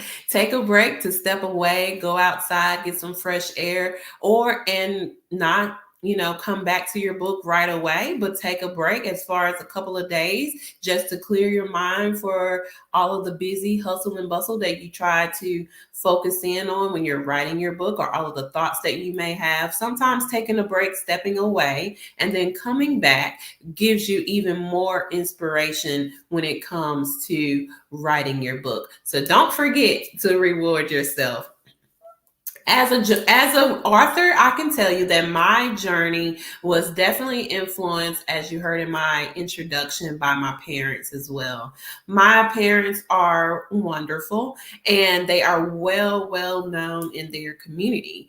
And when we were growing up, just as a little kid, I noticed how powerful and meaningful my parents' lives are. They don't always say much, but when they say something, it's impactful positively to so many people. I can tell you that even in the home, my parents made sure that we had goals. Yes. So even as I can give you an example, as a freshman in high school, my parents made sure that I sat down and they said, "What are your plans when you become a senior?" Yes. I'm thinking as a child, I have 4 more years. Why do I need to plan now? But the inspiration and meaningfulness of planning ahead and help allowed me to realize that they want me to achieve my goals. However, they want to see those on paper so they can help me in the direction to achieve those goals. And they were truly an inspiration of my focus and the writing of my book as well. So even just hearing them, seeing them encourage other individuals when they are down and out, or not even down and out, just being positive wherever they go, even putting a smile on other people's faces, whether they know them or not, that piece for me inspired me to make sure that my focus can be a meaningful life. And that's what they inspired me to have, a meaningful life that can be impactful to others. And that was very vital when I was focusing on this different chapters of my book and writing my book, making sure that each chapter was meaningful. I wanted each chapter to know it's not a 20 chapter book, but it's seven chapters with meaningful information, and that meaningful information that you can utilize when you are able to sit down and read it and focus on your life. A lot of times I feel like people are not always focused on exactly what they want to write. But to me, when you are able to use life experiences, when you are able to use the environments that are around you, they can definitely influence your writing. A lot of my book, I know that I would love for my book to inspire also entrepreneurs, as I stated earlier, political leaders, even HR departments, right? Because even in corporate America, we have to stay focused in accomplishing our job, accomplishing our daily tasks, making sure that our to-do list, whether it's serving clientele or whether it's customer service or however the position that you hold currently at your job, those are things that can be meaningful to others when you have the focus of what your task is definitely in for you and is for to do. A lot of times by day, I am an accountant. So when I have business consultations with business owners and clientele, a lot of times our focus is financial. However, I do also understand that having a planning it all out, prioritizing, as I stated earlier, and also having a vision also for the business can impact their focus and what they need to focus on. So even in that field of finance, I also tie in my book as the power of focus, because that is influential to those who want to aspire to build their businesses. It's also influential to students who inspire to become that person in that industry who can be impactful to others. A lot of times students can get discouraged too, not just business owners. Students want to, by sophomore year, if they're attending a 4-year college, a lot of times I want to make sure that they are encouraged and inspired to continue to go forward. And with my book, I encourage that by making sure that they stay focused on their ultimate goal. Their ultimate goal is to obtain that 4-year degree from that college. And I like my book, for example, it gives them a plan. It shows them how to be successful. It shows them how to stay focused. Even having a a social life. It's okay to have a social life. However, at times you do have to bring your focus back in so you can make sure that you are succeeding in the things and the goals that you have set for yourself. And I do want to say that even when you have influencers, when it comes to writing, a lot of times you're pulling different pieces from the influencers of writing. For me personally, I do enjoy reading the Bible. I enjoy parables of the Bible because those parables bring things to nature, to our mind that we may not be able to see in a different, if it was worded differently. So I enjoy reading the Bible and the parables that I can apply to my life. Another author influencer is John Maxwell. I enjoy the book No Limits. Excuse me. Blow the cap off of your capacity. And I enjoy John Maxwell because, again, he's a self-help personal development, and he causes us to think in a different perspective. And the third book influencer author that I enjoy is Valerie Burton, and she has a book called It's About Time. And that book definitely inspires me to give me a different outlook on time and how time can influence us as an author. And so those are the three influencers that I enjoy reading, and their parables as well. And also when you are writing, it's always good to make sure that you think about experiences in your life that other readers can be relatable to. And they also enjoy reading. And when you're reading, that's some of the things that comes to life. It's like, hey, I can relate to that. Oh, I'm not the only one going through that. Oh, that's my thoughts. Precisely. So a lot of times putting what you have in a book, in a publication, in a magazine, there's people out there who are looking and ready to hear that they are not alone. They have thoughts that also other people are thoughts. And a lot of times, sometimes people pick up books because they need an answer to things. In my book, I also talk about how to make sure that you say no to distractions, as I stated earlier, and making sure that you're training your brain. Yes, training your brain to make sure that your brain can say no. A lot of times people are easy to say yes. I want to be the yes person. I'm going to be the superhero. I'm going to say yes to everybody who's asked me to do something.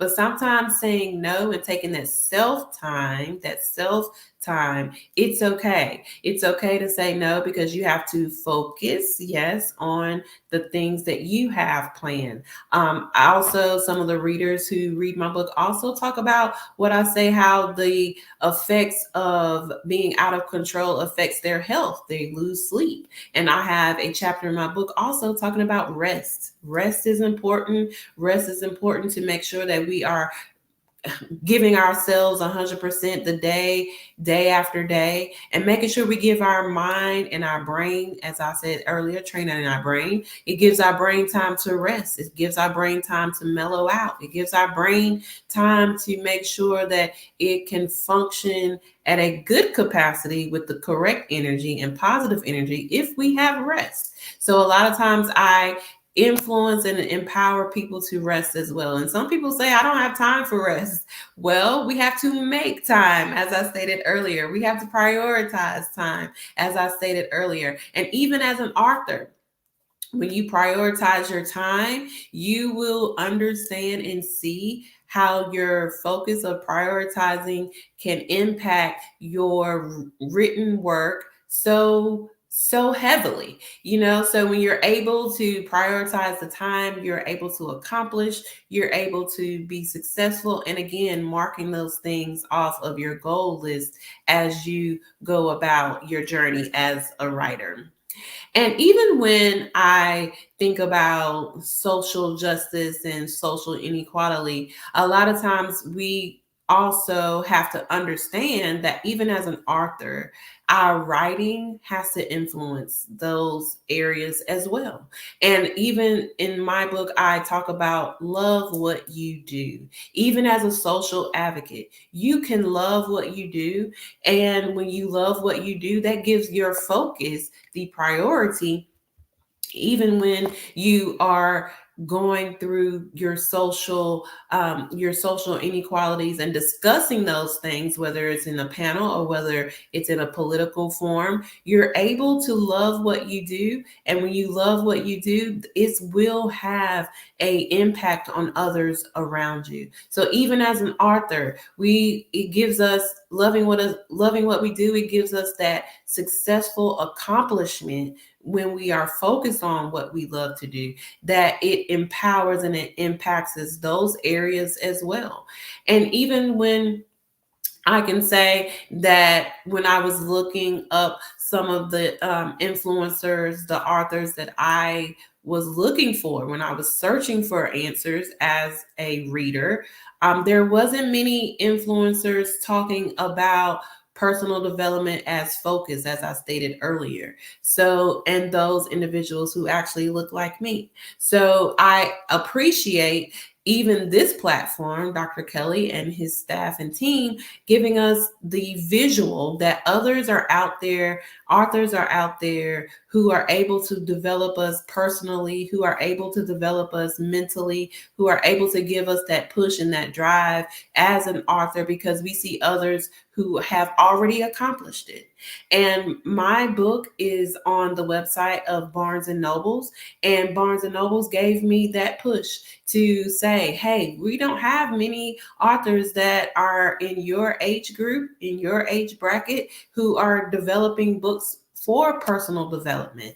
And I appreciate that, seeing them from the outside looking in. To my goal and vision as an author is to get even individuals and within my age group to know and understand that being an author, you have something that others need. And when you are able to publish that for others, in reach of others, that is always influential to someone's life. And the advice that I could give to authors today as well is to rise above your feelings, right? When we know we need to accomplish something, sometimes our feelings can get in the way. Our feelings can be detrimental to our goals. And I know detrimental can be a harsh word. However, they can stop us. There's many of times, even in my life, my feelings took over, and my feelings allayed a lot of goals that I wanted in the earlier part of my life. They were dormant, and they were dormant for a long time because I could not rise above my feelings. I always felt like someone owed me. Somebody should be giving this to me. I shouldn't have to work hard for it. However, when I was able to rise above my feelings, that's when I was able to set goals out. I was able to plan things out. I was able to network. I was able to collaborate, knowing that there's others out there who could push me along the way.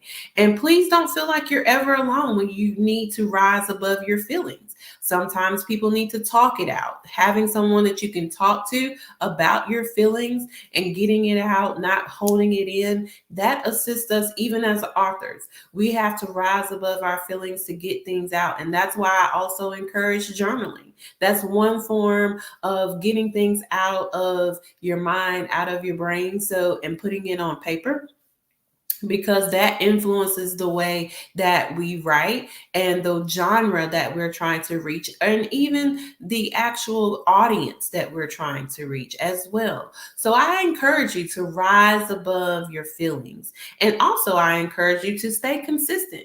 Yes, consistent is key.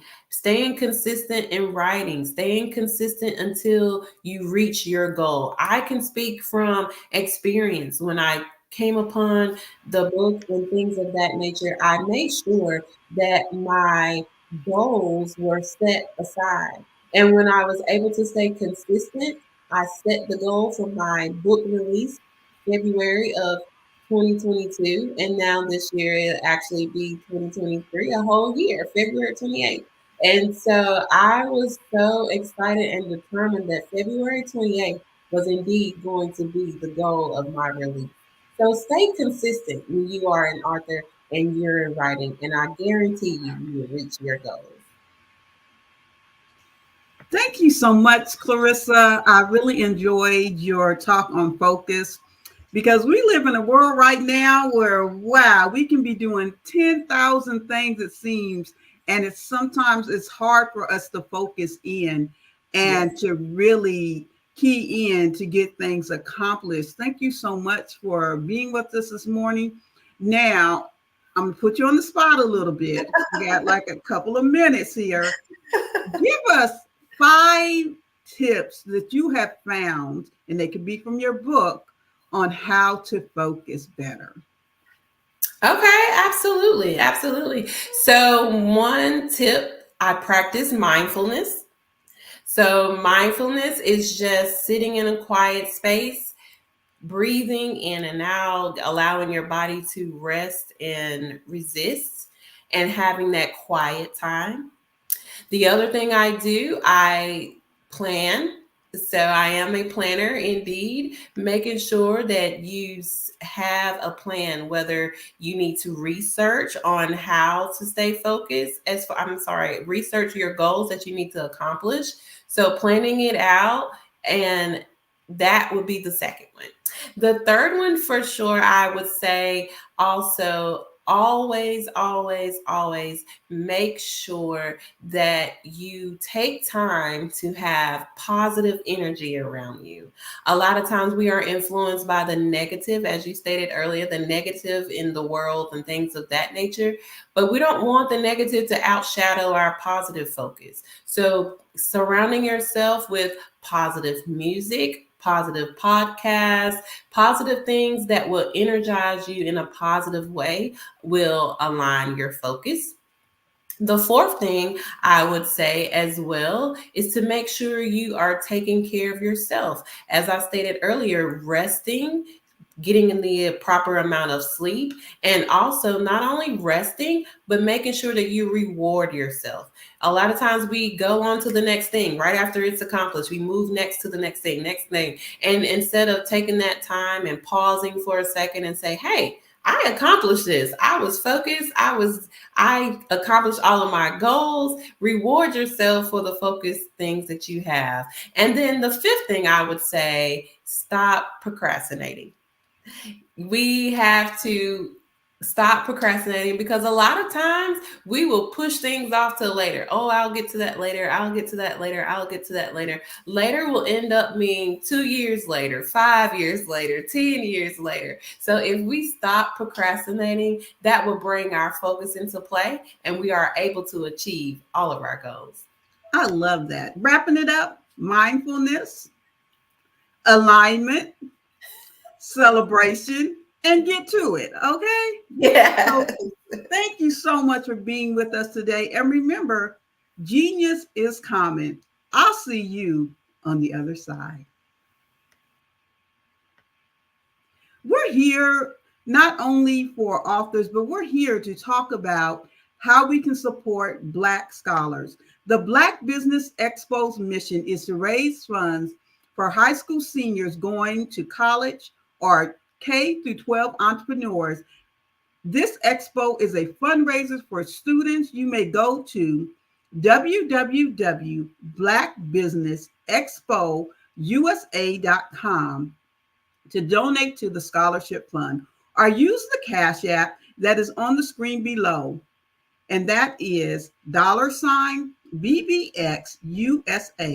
Our goal is to give laptops and up to $5,000 to 10 students. Students can register at www.blackexpousa.com. Every dollar counts, so we want to remind you to donate to the scholarship fund. We want to thank our Business Expo USA sponsors for February 2024. They include NC 100, Moody Capital Partners, Suede Soul, The Hello LLC, Lotus Ritchie Coaching and Training, Carolina, Virginia Minority Supplier Development Council, Step Management, Barbara H. Smith LLC, 5-Star BDM Media, Margie McLean Foundation Incorporated, Genius is Common, Earth Essentials, Mullane Shani Global, Executive Woman Success Institute, the Quality Coaching Company, Superwoman Business Services, Creative Force Studios, Lee Entertainment, Artistic App Design, Black Business Expo USA. Genius is coming, and I will see you on the other side. Absolutely. So our coaching program help people that have the lack of time, that lack strategies, and lack the confidence to go after their dream life. So we help them implement tools. We help them implement lack of finances or the education behind finances. But it wasn't until I lost my firstborn, my only son, that life changed for me.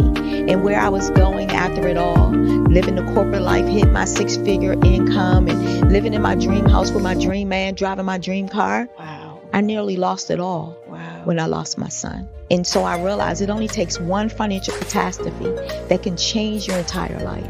That's what made me start All New Beginnings. Because no matter what's going on in life, there's a new beginning. And because of that, we develop a program called Wise Minded. My little slogan is, don't just dream it, let's live it. If they want to connect with you or work with you, what is the best ways for them to be able to do that? Well, for my social media guru, you can connect with me on every single social media platform as Tanya T. Wallace. I was born in a little village on the island of Haiti. Many deadly diseases pounded me. It is as if they were on a mission to end my existence on this earth. I refused to give up. In 1983, I left Haiti and came to the United States of America. And I came with $5, 2 shirts. I didn't speak any English. I came to Atlanta. I got a job. I was a doorman. I was a doorman with a dream. What I used to come on stage. I'd rehearse this moment that I'm standing in front of you. That's the power of a dream. Maybe today is the day you begin acting as if you already have it. And then step out with full force. Take a risk. No condition is permanent. Don't let your situation distract you. You are chosen. You are called. You are born for a purpose in this life. Did you know women represent just 3% of Fortune 500 CEOs and less than 15% of corporate executives at top companies worldwide? Have you wondered what the secrets are to getting into the top ranks, whether in the private or public sector? Do you want to figure out how to stop being held back in your career or passed over for promotion? Then you're in the right place. Hi, I'm Dr. Madeline Ann Lewis, President and CEO of the Executive Women's Success Institute. I have decades of experience in the military, the federal government, and corporate America. And my mission is to help women succeed and tap into their full potential. I want to reach 1 million+ women around the world to become the leaders they are meant to be. So if you want to move into a management or executive level position, or maybe you are a female veteran transitioning out of the military into business entrepreneurship, then reach out to the Executive Women's Success Institute at 301-693-3284. Let us get you on the fast track to success.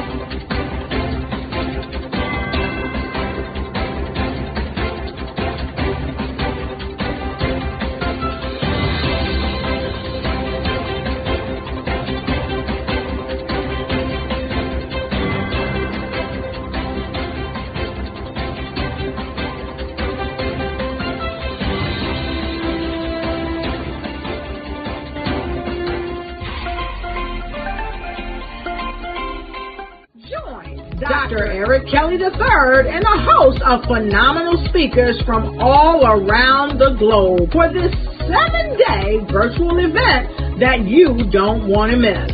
The mission of the Black Business Expo is to raise scholarship money from kids all the way from high school, all the way from college. The Black Business Olympics is one of the largest Black business showcases in the world. It is an opportunity for businesses and companies to showcase their businesses globally. We are going to be giving away laptops up to $5,000 away to students. Again, I'm Olivia Appleberry, the founder of 2 Cents Finance and one of the speakers for the expo. I am so excited to see you there. For more info, go to www.blackbusinessexpousa.com or call 919-308-9090 and hope to see you there.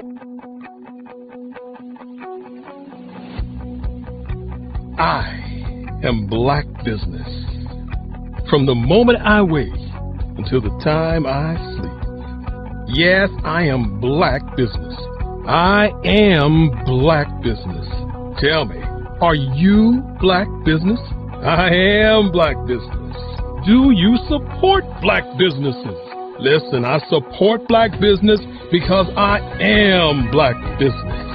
Black Business Expo, one of the largest business showcases in the history of Black business in the world. The world! Sign up today at www.blackbusinessexpousa.com or call 919-308-9090. I am Black business. I am Black business. From the moment I wake until the time I sleep, I am Black business. I am Black business. Are you Black business? I am Black business. Do you support Black businesses? I support Black business because I am Black business.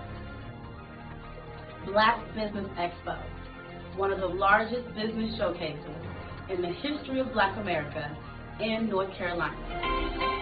Join Dr. Eric Kelly III and a host of phenomenal speakers from all around the globe for this 7-day virtual event that you don't want to miss.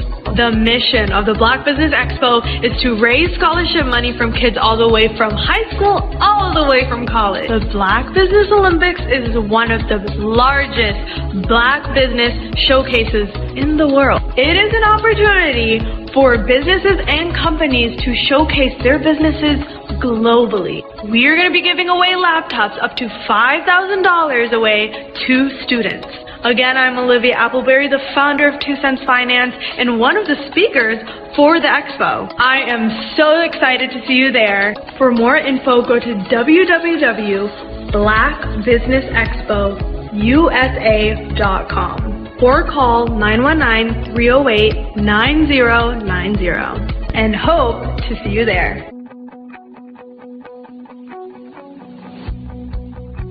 I am Black business. From the moment I wake until the time I sleep. Yes, I am Black business.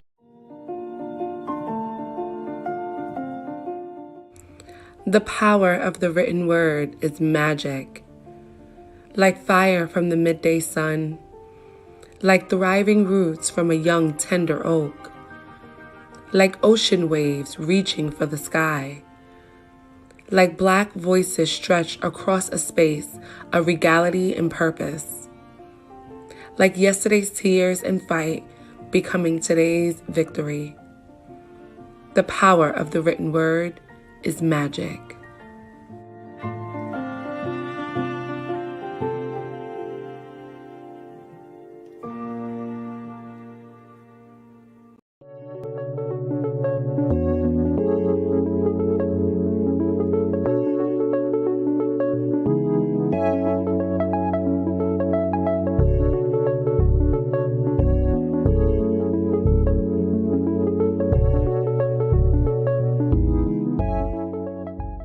passion has been around helping communities of color and historically underrepresented and underserved communities, minority, rural, veterans, persons who are differently abled, in the intersection of education, innovation, technology, industry, and let's throw some entrepreneurship in there just for fun.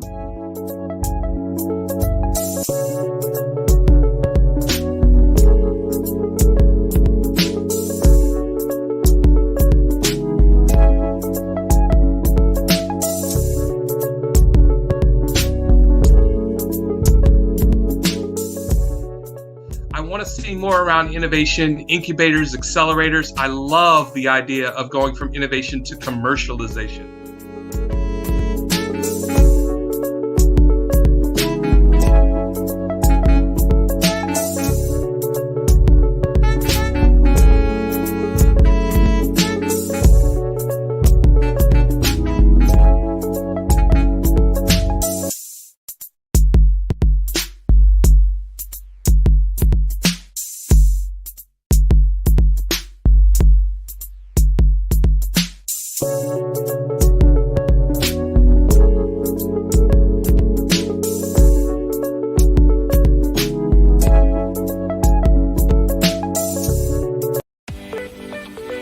You are in the right place at the right time. The Black Business Network opens again for its Black Business Olympics, a 24/7 broadcast on business, strategies, global branding, social media marketing, finance, advertisement, and much, much more.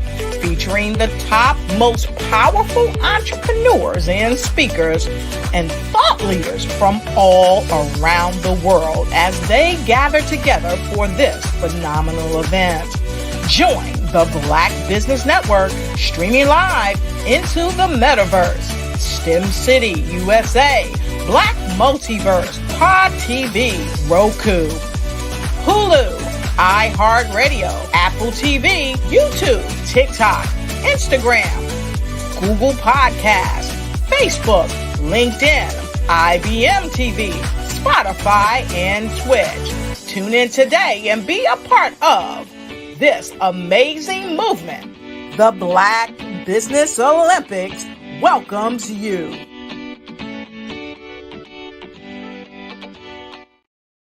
Hello, I am Dr. Eric Kelly III, the visionary strategist and founder of the Black Business Olympics. I invite you to showcase your Black-owned businesses on the Black Business Network global stage. The Black Business Olympics is a global Black Business Network platform that propels Black-owned businesses into the international spotlight.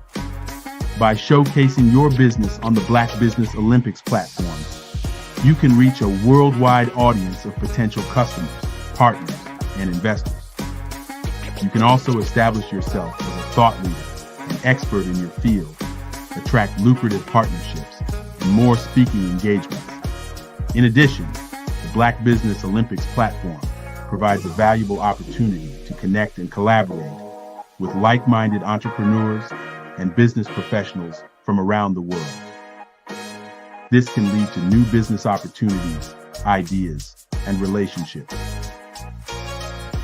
Finally, by sharing your story and expertise on the Black Business Olympics platform, you can inspire and empower others.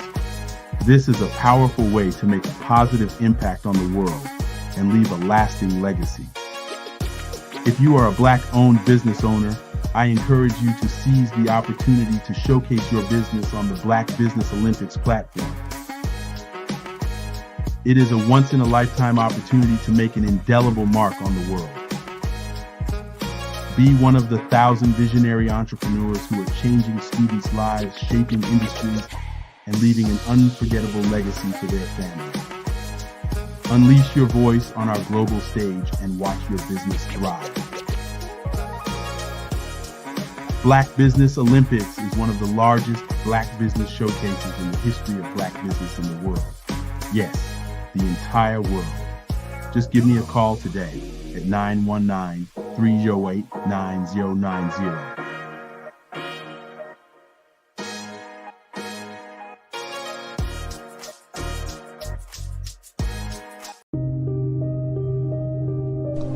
Black Business Expo is changing my life. This year, they are giving away laptops and even $5,000 in cash to students just like me. I'm Alexis, and I want to go to college to fulfill my dream of becoming an entrepreneur. Help the Black Business Expo going to www.blackbusinessexpousa.com and also becoming a vendor, a sponsor, or donating.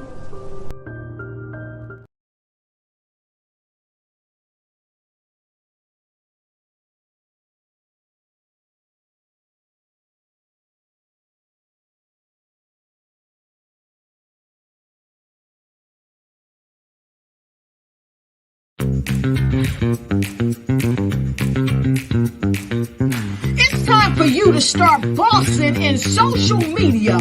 For all your social media needs, you've come to the right place at the right time to get your website designed, landing page, social media platforms, and get the training you need to get in front of the people that's ready to buy your products and services. Let me train you with StreamYard, Zoom, Clubhouse, and much more. And let me help you get your virtual professionals, not assistants, because assistants can only assist you. Hi, I'm Barbara Smith. Genius is common. My genius is executive coaching and professional corporate training. As the master executive coach and corporate training ambassador for the Genius is Common movement, I help business owners craft their stories in such a way that you know exactly what they do, what they have, and what they bring to the table. Many times as business owners, we are asked, so what do you do for a living? And we could be crushing in our businesses, but we're not quite sure exactly what to say in a short amount of time. Well, I help you take those stories that are the reason why you're in business and why you're so passionate about your business and craft them in such a way that people are drawn to you as opposed to being repelled by you. Because every conversation, every time you talk to someone about your business, you are excited about it. But are you really conveying what you do, what you have, and what you bring to the table? And do really people understand why you care so much and why they should care that you have the solution to their problem? Well, I'm here to help you with that. As a master storyteller, I can help you with your stories and spin them in such a way that they are intriguing and fascinating. People want to listen to you talk about your business. That's why at the Genius is Common movement, I am the master executive coach and professional training ambassador. That's my genius. And genius? Oh yeah, it's common.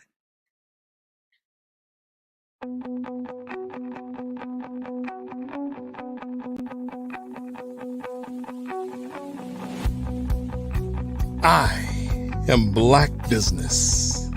From the moment I wake until the time I sleep. Yes, I am Black business. I am Black business. Tell me, are you Black business? I am Black business. Do you support Black businesses? Listen, I support Black business because I am Black business. Black Business Expo, one of the largest business showcases in the history of Black business in the world. The world! Sign up today at www.blackbusinessexpousa.com or call 919-308-9090. I am Black business.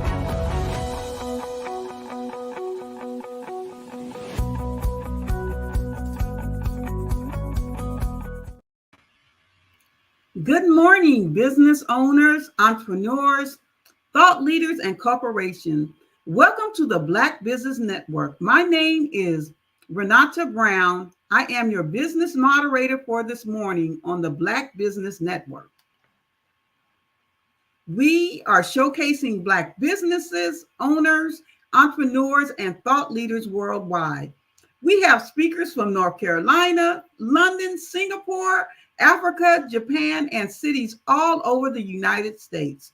The Black Business Network is a global community sharing its business knowledge to empower, inspire, and educate businesses about business. Our keynote speaker, we're going to have a chat with him. I am so excited. Max Rodriguez. Max Rodriguez is the founder of the Harlem Book Fair, the nation's largest festival dedicated to books written by and about the African American experience.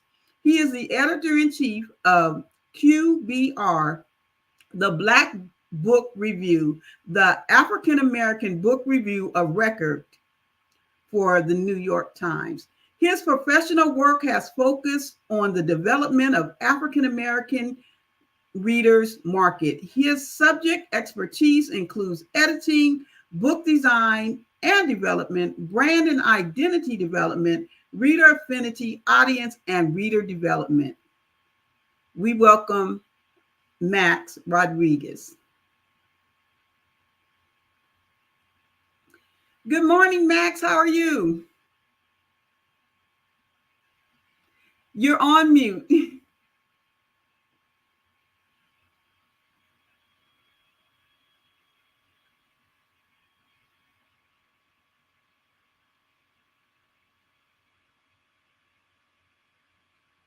It should be okay.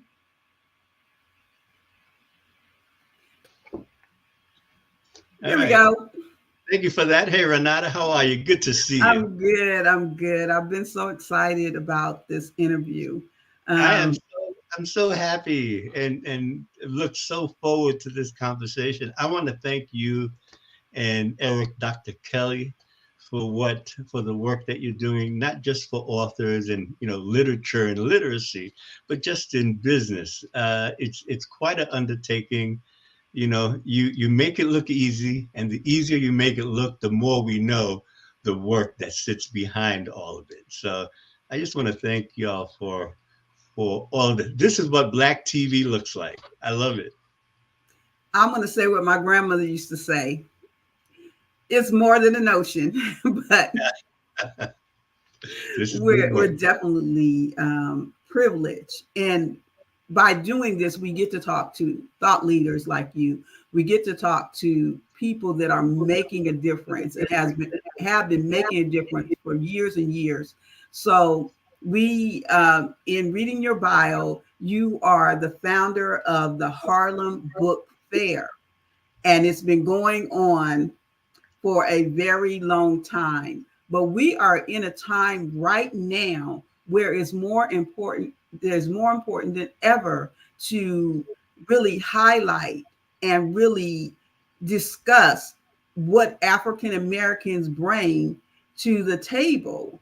And what are your thoughts about what's going on right now in this country surrounding Black literature? Well, it's really interesting. I think it's no hidden truth that we are in fact in a culture war. It's sort of rising to the top now, but it's long been discussed that at around the year 2025, there will be more melanated people in the United States than there will be people who are not melanated. There's a question of survival that's going on. And what that looks like is books being banned, only our stories, not ours, only our stories being told as the American narrative, right? Only the majority culture's story being told as the American narrative. And a movement and energy to discount the contribution that we as Black folk have contributed not only to America but to the world. One of our mantras is global I am. So this conversation that we're having about Black folks in America and culture and being acknowledged, it's not just our conversation. It's the conversation permeates on a global basis. What it looks like for us is that our stories are being pulled out of the educational system. It's not so much that the books are being banned; it's that we are being told that our children cannot have access to their grandma and grandpa's stories, to their family's history, to the tales that we tell. And we are an oral people. We tell our stories.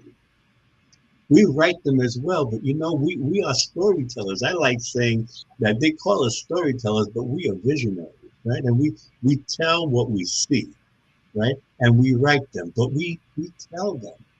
And we're being told that our stories, the stories of our history, of our people, of my father and your mother and your grandmother, can't be told in a place where one is supposed to be educated. And clearly they are educated. The question is to what? That's what Absolutely. So I have a grandniece and a grandnephew, and I've spent a lot of time with them. I used to take them to school, and we used to have wonderful conversations.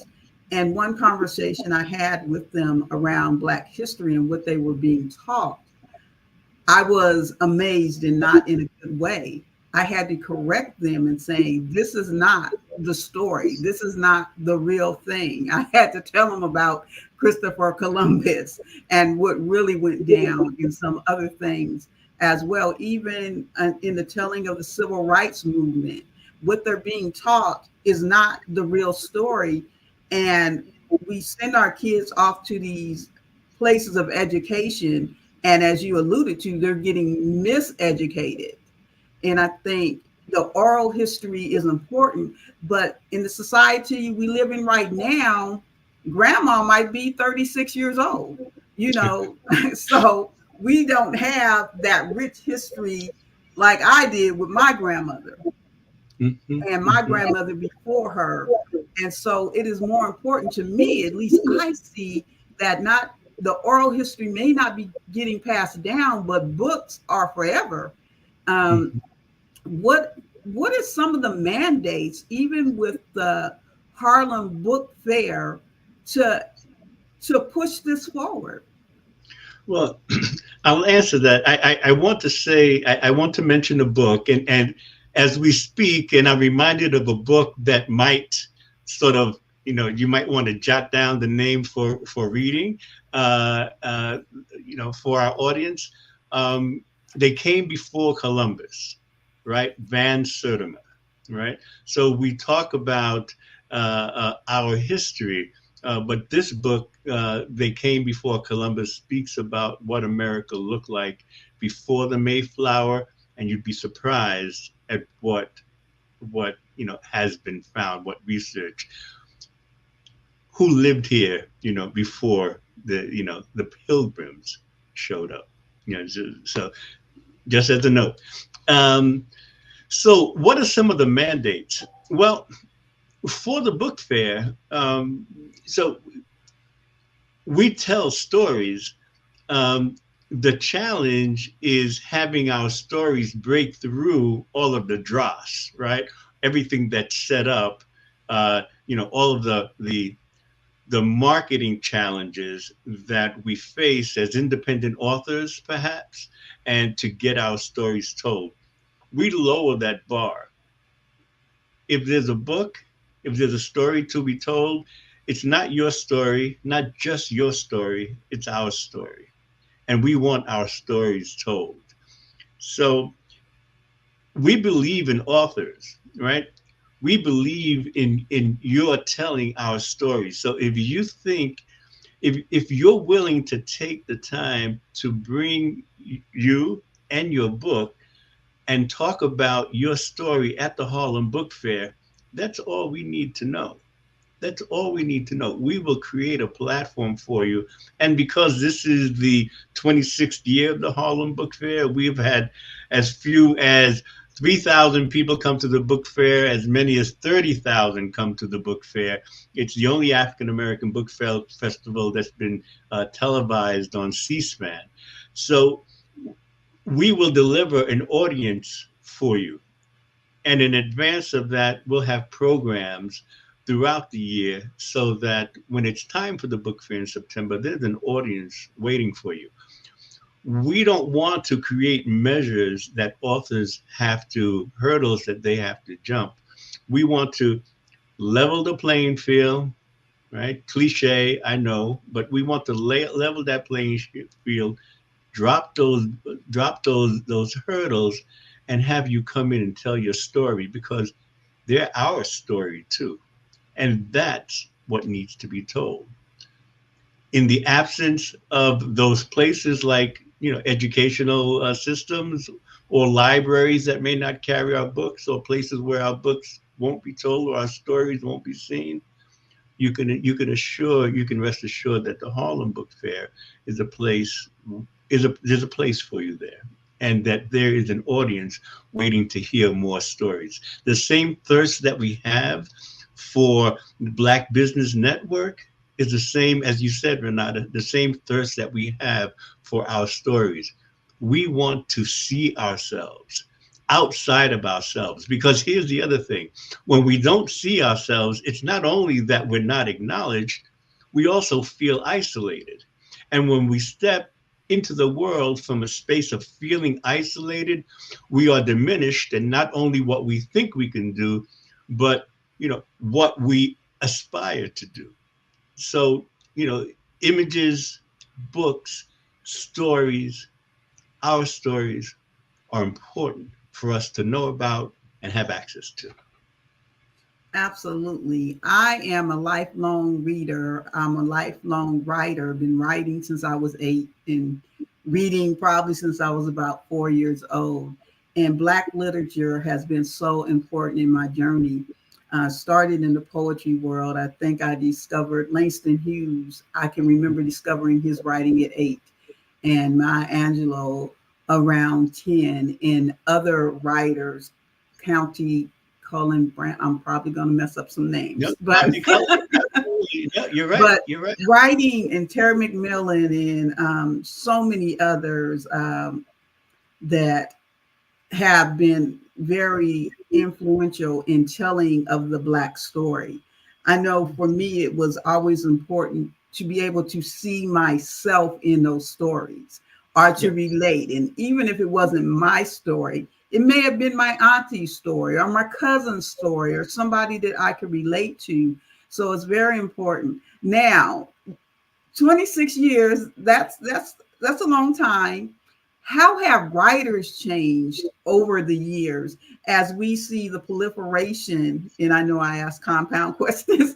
We see the proliferation of going from the traditional publisher market into self-publishing, which self-publishing is like a world. It's not one single thing. So what are the transitions that you have seen? And I'm going to put you on the spot. Well, I'm going to let you tell us the good and the bad about what you've seen through the fair with writers. Okay, so we live in a connected world, right? So with the advent of digital technology, how it impacted publishing is that it gave us all access to the audience that only publishing or publishers had access to. Right? Because the only way you can, the only books that were available were those at Simon & Schuster, Random House, Hachette, Penguin, Putnam. That's where we found our books, and they got to decide whose stories were told. With the advent of digital technology and the leveling of that playing field, everyone had access to bringing their book to the market. Everyone adapted quickly. I'll speak a little bit more about that, but financially, business-wise, it shrank the profit margin for publishers. But at the same time, and because it did, it made publishing even, traditional publishing even more difficult for what is determined, what is known to be a niche market, right? A segment market, made it even harder for us, right? So, and in doing that, it put the burden not just of telling the story on self-published authors, but also the marketing, getting the book out into the market, onto those bookshelves. We know how to write books. We don't necessarily know how to market books, right?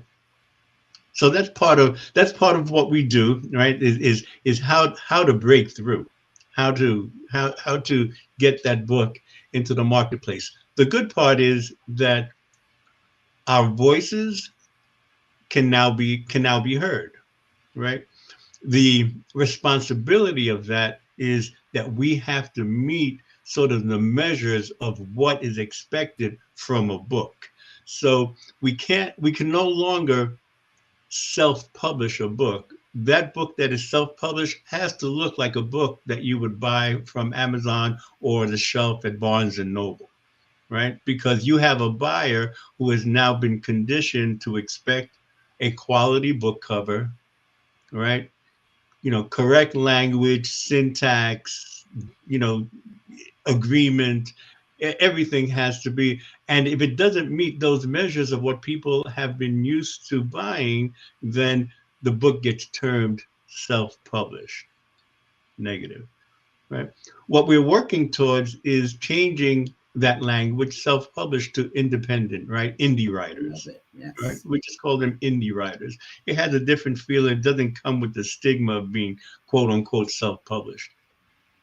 So that is kind of the space that we're in. We have more voices. I was speaking to a bookseller, Sisters Uptown Books, and she said, Max, I get more books from independent authors than I have room, to put them on the shelves. So we're getting a lot of voices.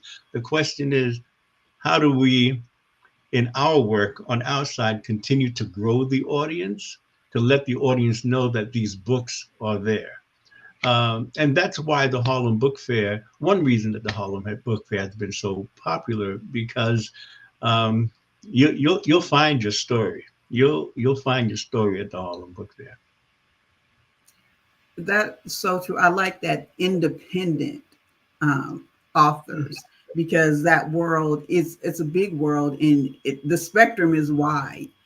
And what I do through Dreamspire Books, and also what I did on another platform, I taught a class for almost 3 years called "You Gave Birth to the Book, Now You Have to Raise It." And I know the title kind of just struck. I'm actually going to write that. It works because it's true. It works because it's true. When we talk about that, indie writer and self-published writer, we always have to look at the source of things.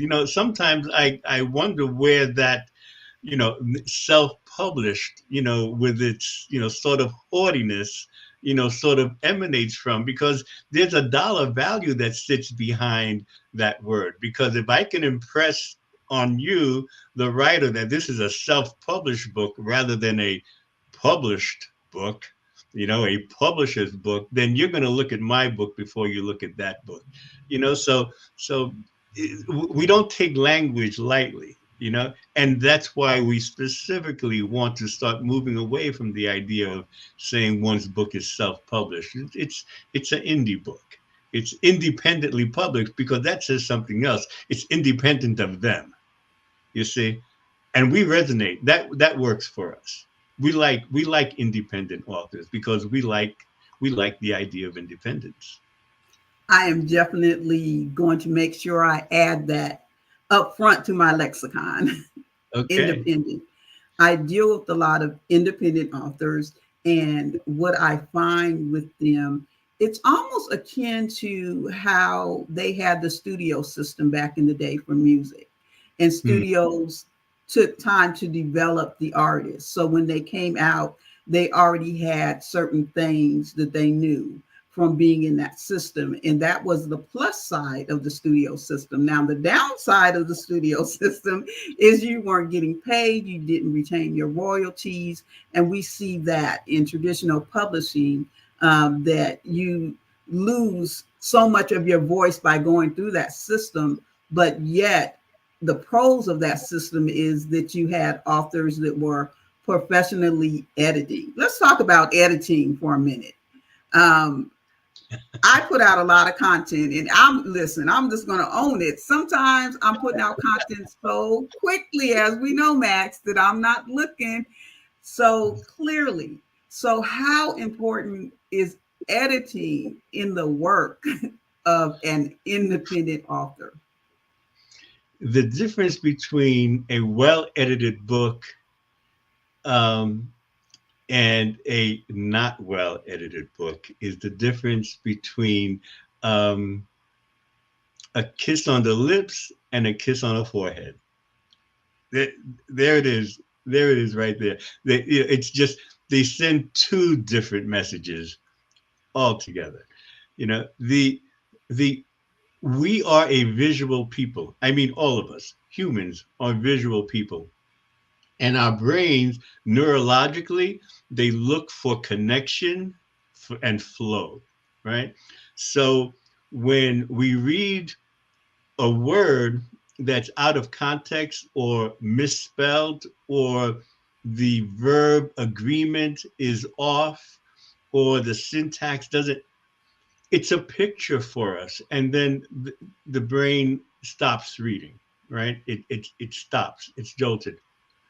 So that's how important proper editing is, because a page is a picture, is a word picture, and the word picture has to flow seamlessly.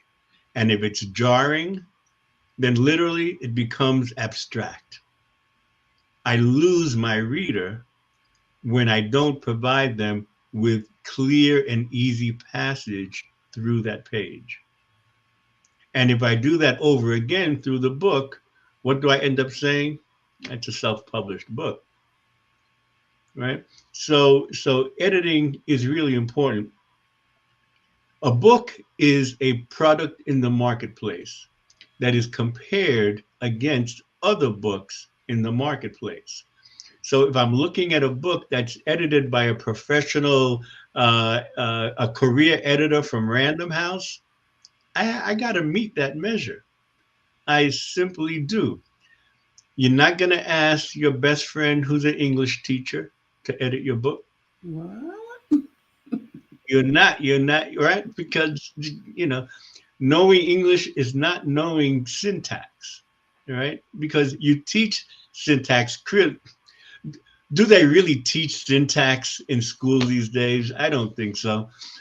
So you're not going to ask your best friend. You're not going to ask someone who teaches at a college.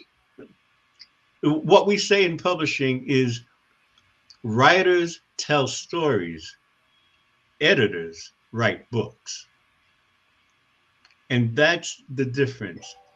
I rely on writers to tell a good story.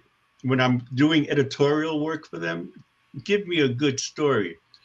I'll provide the syntax and the agreement and the proper punctuation, and because that's grammar. There are different types of editors.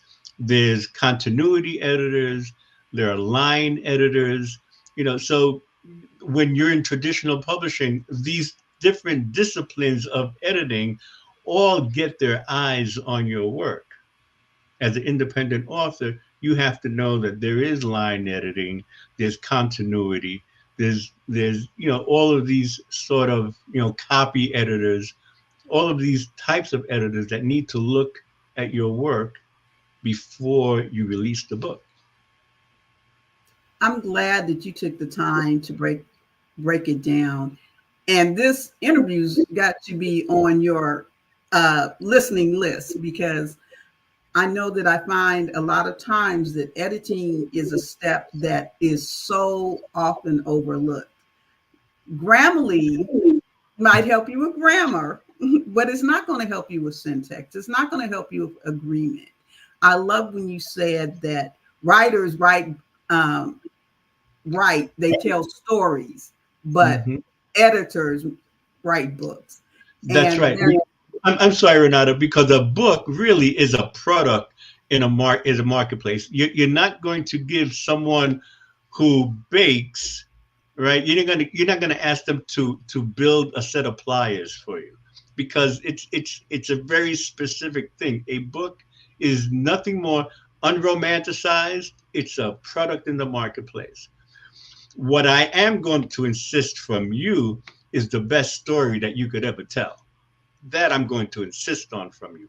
But after that, it's going to be my job to make it market worthy, because they're different. There are two parts to that story. There's a story, and then there's the product that the story is placed into. Absolutely. Oh, wow. I'm definitely going to cue this up, because this is a message that needs to go out. With social media, we find I'm not going to name the group, so I'm a part of a lot of book writing groups and book publishing and marketing groups. And some of the questions that are asked just kind of sometimes leave my mouth gapped. I'm just, it's incredible, the lack of knowledge. And then you have a bunch of people that themselves have not been educated, giving out advice that is not good. And sometimes it really bothers me, because like you said, writers, they have that passion to tell that story, but that is not a book. And I have a friend, she's a little blunt, and she says, if you just want to tell a story, get a journal. But if you want to write a book, you have to educate yourself, and educate yourself around, like you said, people that are experts in the field, people that know what they are doing, and have more than one editor, one type of editor on your book. And I'm just going to say it again, Grammarly is not an editor. No, Grammarly is not an. It is not an editor. It's not an editor. It's not, and it's not just editing. You see, we tell stories. We are a visionary people, right? And we have stories to tell, and they're good stories, right? We love our stories, but we need a team to get that story out. It's not just an editor, right? It's knowing that you have available to you as an author, that you have available to you a network of bookstores that you can immediately have your book, placed into. It's knowing that you have trusted and proven people who could market and serve as publicity people for your book. You need a team. They say, it takes a village to raise a child, right? Well, it takes a team to raise a vision, to raise a book. It does. So just like you have a doctor and a dentist, you may have a lawyer and an accountant, you have a team around your life. Put a team around your book. It may sound a little self-promoting here, but 25 years of working in publishing, I've met those people who are us, who have worked through traditional publishing, have built their creds, they have stolen the fire, so to speak, and are doing this on their own. I have a team of people who know public relations, who can find their way to the New York Times for you, who can properly edit, who can market and have your book break through in a way that we don't know how to do, because that's not our business. We know how to tell stories. We do that. Now, if you decide to do it on your own, which many of us have, I call that tuition, because that is life. You're paying for it, and that's life teaching you. You're learning as you go.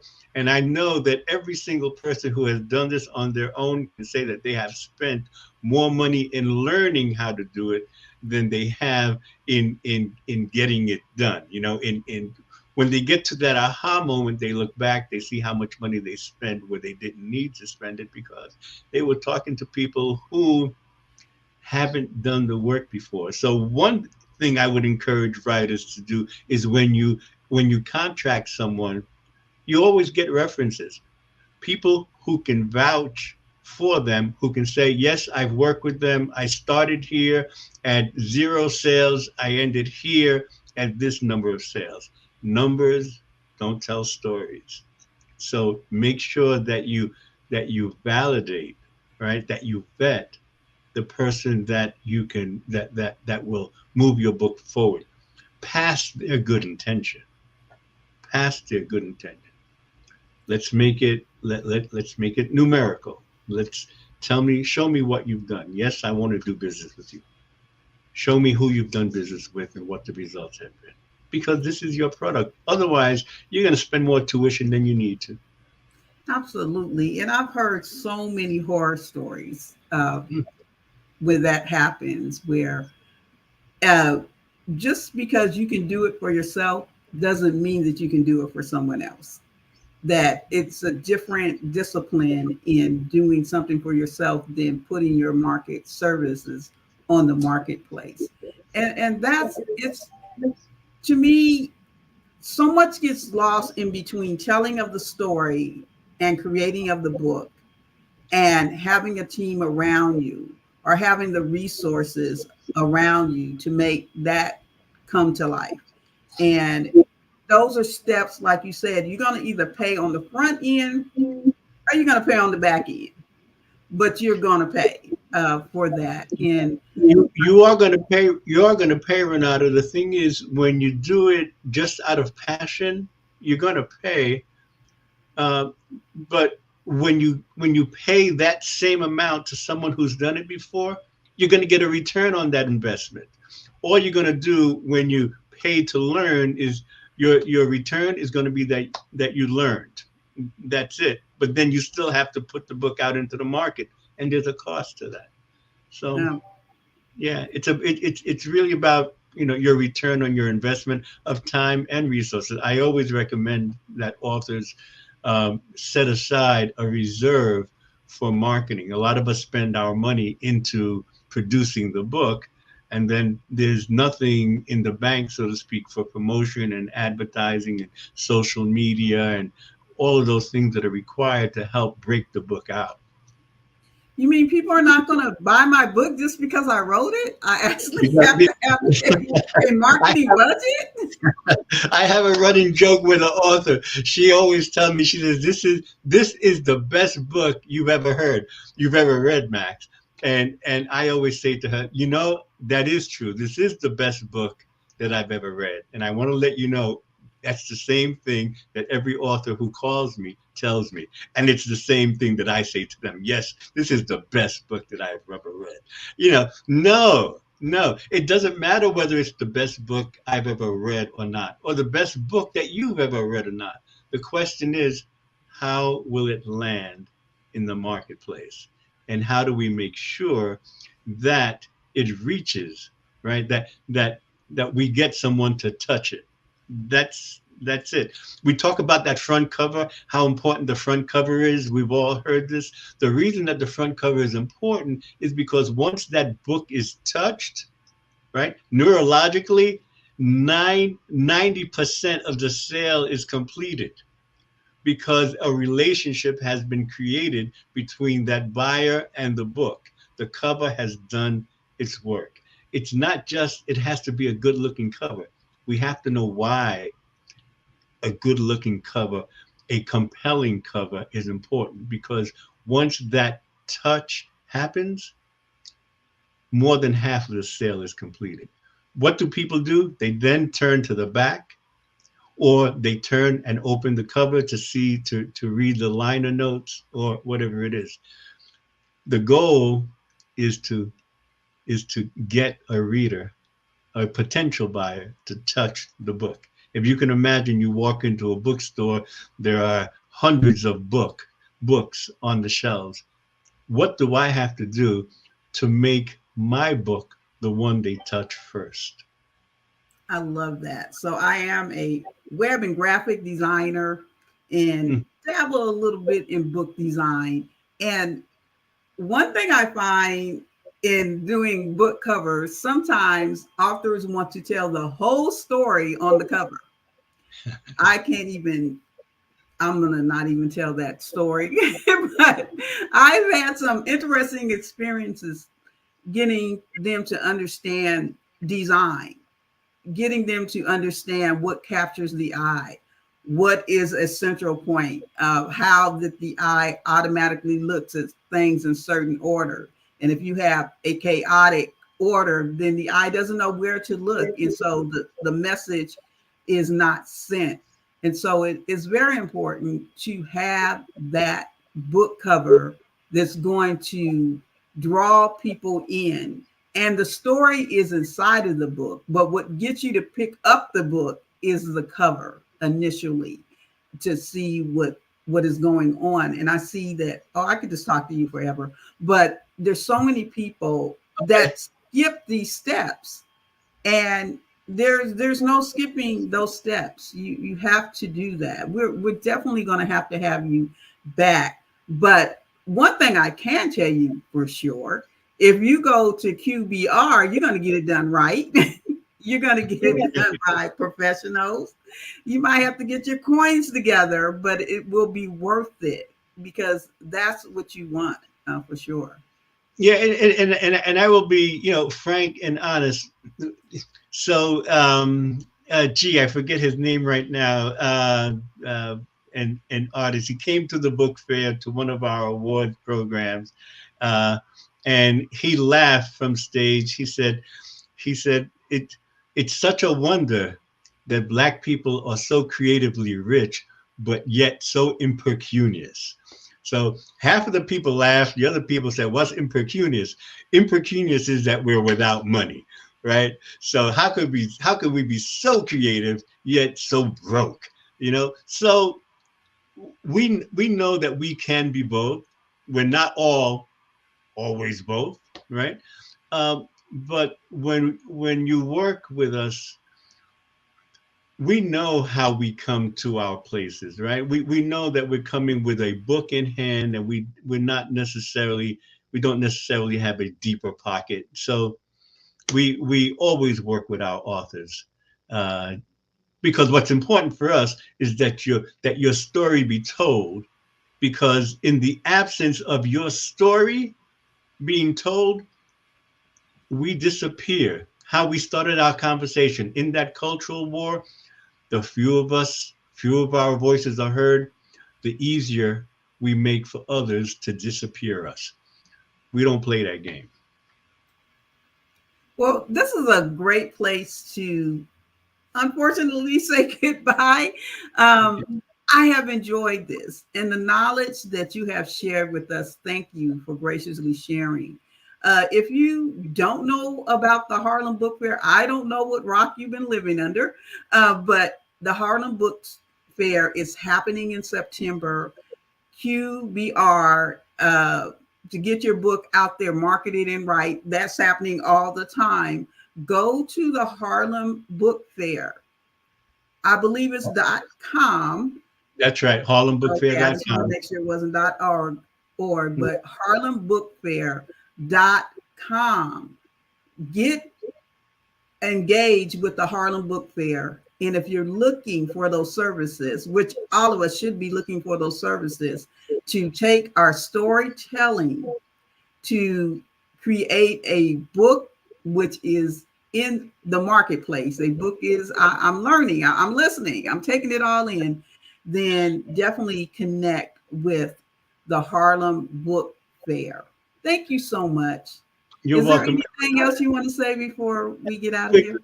Yeah, please visit the harlembookfair.com, because we have weekly author talks where we talk to authors about their books and why and how they've written it. And we get a lot of books in and we review them through QBR, but in our day-to-day author talks, in our weekly author talks, we can have the kind of conversations with you about your book that will help your book break through, because we have, frankly, a nice following. So we and our readers, our followers, rely on us to let them know what we think is money well spent when it comes to a book.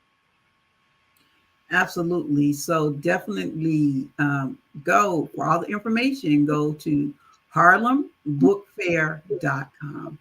Thank you so much. Thank you, Renata. It's a pleasure talking to you. Likewise. We're getting closer from the phone to now on tape. I got to be there in September. Well, I hope so, because I have a place for you if you can come. We'll be there. All right. Thank you. Thank all righty. Wow, what an interview. But the Black Business Expo Literary is not just about authors. It is about the mission of the Black Business Expo's mission is to raise funds for high school seniors going to college or K through 12 entrepreneurs. This expo is a fundraiser for students. You may go to www.blackbusinessexpo.com to donate, or you can use the Cash App. The Cash App is BBXUSA. So that's $BBXUSA. Our goal is to give laptops up to $5,000 and up to $5,000 to 10 students. Students can register online at www.blackbusinessexpousa.com. Every dollar counts. So we want you to remind you to donate to the scholarship fund. We want to also thank our Black Business Expo USA sponsors for February 2024. NC-100, Moody Capital Partners, Sway So, Lotus Ritchie Coaching and Training, Carolina, Virginia Minority Supplier Development Council, Step Management, Barbara H. Smith, LLC, Margie McLean Foundation, Incorporated, Genius is Common, Earth Essentials, Malene Sani Global, Executive Woman Success Institute, The Quality Coaching Company, Superwoman Business Services, Creative Force Studios, Lee Entertainment, Artistic App Design, and the Black Business USA. Just remember, genius is common, and I will see you on the other side.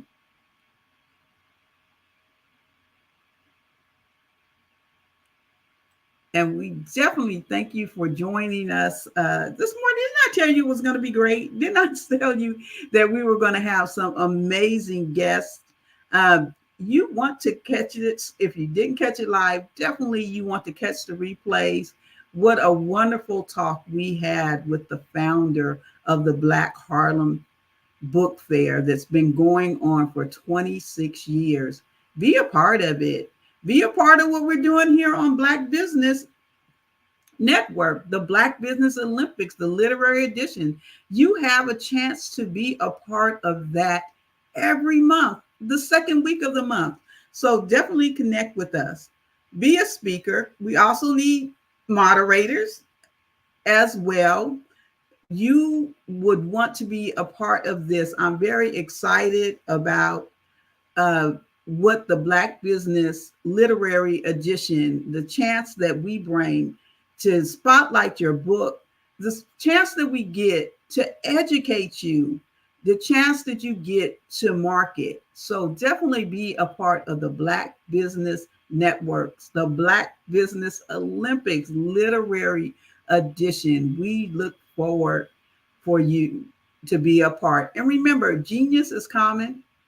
And I'll see you on the other side.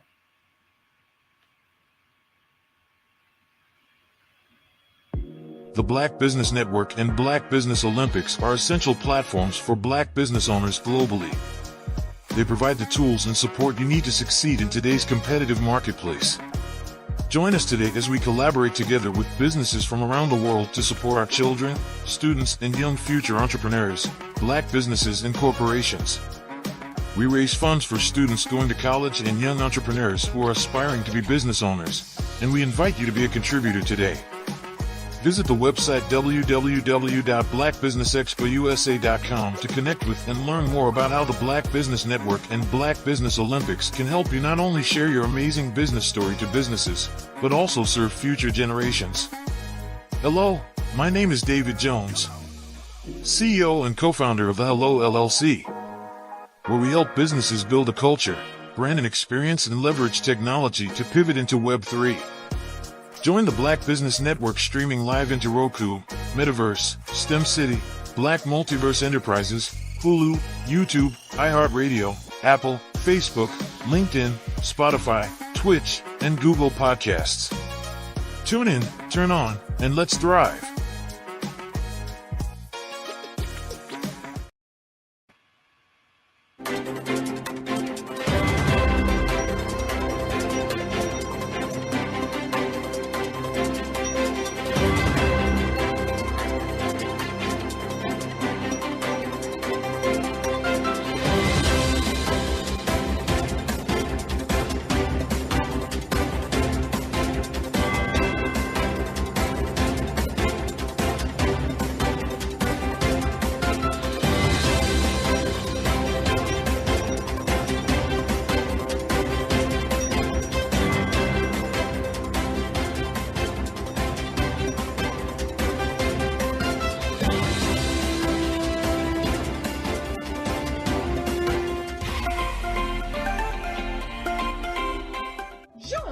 Dr. Eric Kelly III and a host of phenomenal speakers from all around the globe for this 7-day virtual event that you don't want to miss. The mission of the Black Business Expo is to raise scholarship money from kids all the way from high school, all the way from college. The Black Business Olympics is one of the largest Black business showcases in the world. It is an opportunity for businesses and companies to showcase their businesses globally. We are going to be giving away laptops up to $5,000 away to students. Again, I'm Olivia Appleberry, the founder of 2 Cents Finance and one of the speakers for the expo. I am so excited to see you there. For more info, go to www.blackbusinessexpousa.com or call 919-308-9090 and hope to see you there.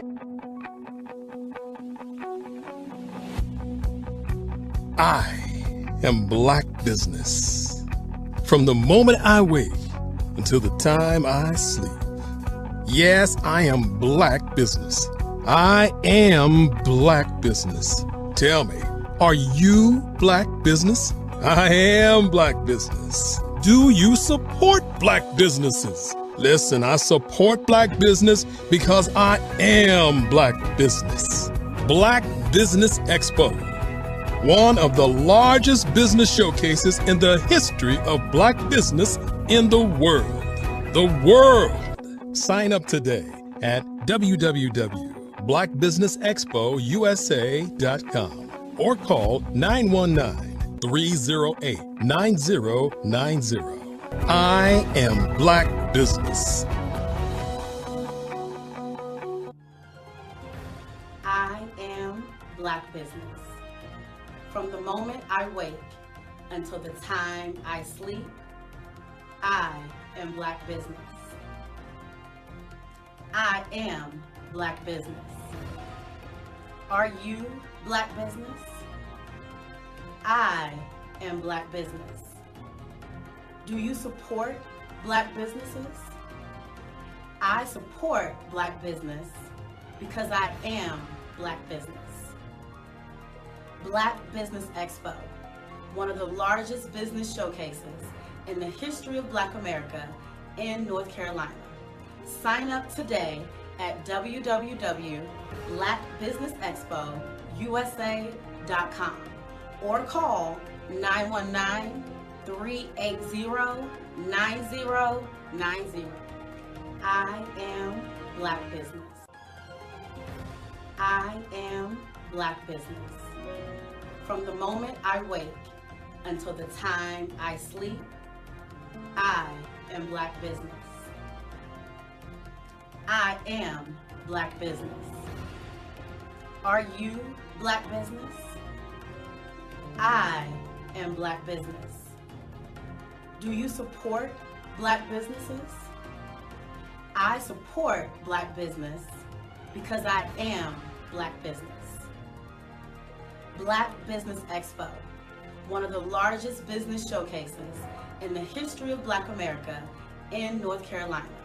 Sign up today at www.blackbusinessexpousa.com or call 919-380-9090. I am Black business. I am Black business. From the moment I wake until the time I sleep, I am Black business. I am Black business. Are you Black business? I am Black business. Do you support Black businesses? I support Black business because I am Black business. Black Business Expo, one of the largest business showcases in the history of Black America in North Carolina. Sign up today at www.blackbusinessexpousa.com or call 919-380-9090. I am Black business. I am Black business. Are you a forward-thinking entrepreneur or business owner? The world is changing faster than ever, and it's time to pivot and adapt to the future. Hello LLC is here to help you do just that. Hello stands for helping enterprises leverage leading-edge optimizations. Our innovative solutions can streamline operations, reduce overhead costs, and give you a competitive edge in a market projected to reach $5 trillion by 2030. By pivoting to the metaverse, businesses can tap into a rapidly growing market that is projected to be a significant part of daily life for 25% of Americans by 2026. As a full digital metaverse agency, the Hello LLC can help you create custom solutions to streamline operations, increase productivity, reduce costs, and drive brand recognition. Why should you pivot to the metaverse with the Hello LLC? By leveraging cutting-edge technology, you can provide immersive experiences for your customers, expand your global reach, and unlock new revenue streams. Contact us today to make the pivot. Points in the Sometimes you got to hear the news from the Black perspective, and more specifically, Black publishers. And that's exactly why you have to download the Hey Tie app, the largest mobile app delivering breaking news, videos, and podcasts from 200 of your favorite Black publishers. Yes, 200 Black publishers delivering news as it happens, literally all in one app. Go to HAYTI.com or download the app in the Google Play Store or Apple App Store. It's completely free, along with information that you can trust, so go check them out. Art to me is a creative expression of something from nothing. You know, it explodes onto the canvas, or it explodes on in my work. One of the things that I try to do more than anything is I try to just give the lines and the movements and emotions and expressions into what I do. Art really means to me a chance to express how I feel deep down inside.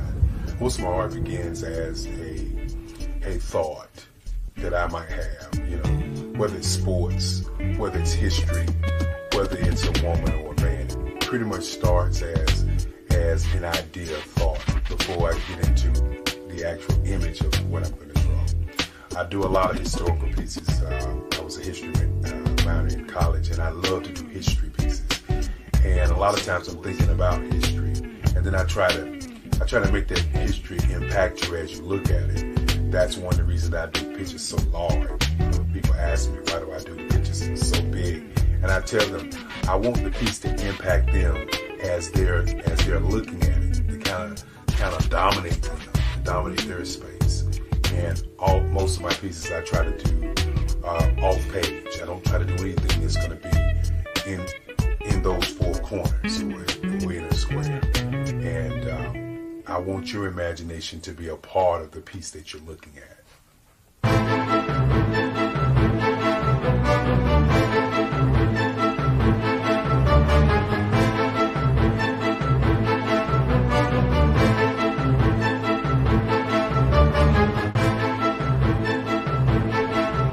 The way I feel when I'm drawing, when I'm creating something, is I feel free. I feel like there is an anticipation of something that's going to come. I try not to draw first. I try to draw second. And what I mean by that is I try to allow myself to kind of get into the piece and just relax. Sometimes I miss time. I'll draw 2, 3 hours, sometimes 4 hours.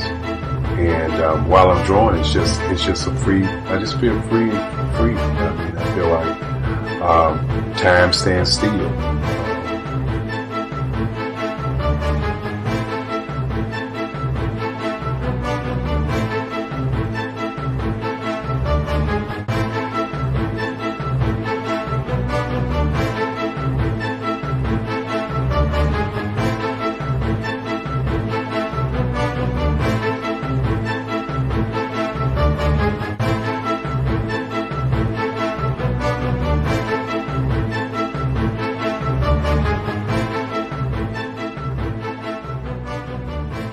That's what it's all about in terms of the lines and the colors of my work, is to get an expression, to go deeper and past just what you see on the surface, but to go in and try to find an expression that everybody gets a different taste of what that expression is, whether it's anger or whether it's being happy or whether it's being, kind of calm or nonchalant.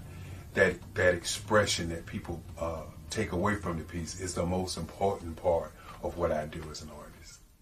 Bold is the size of my pieces, where I try to do the piece larger than life, to kind of push forward toward you. That's what the boldness is all about. It's not so much about the lines, it's about the size.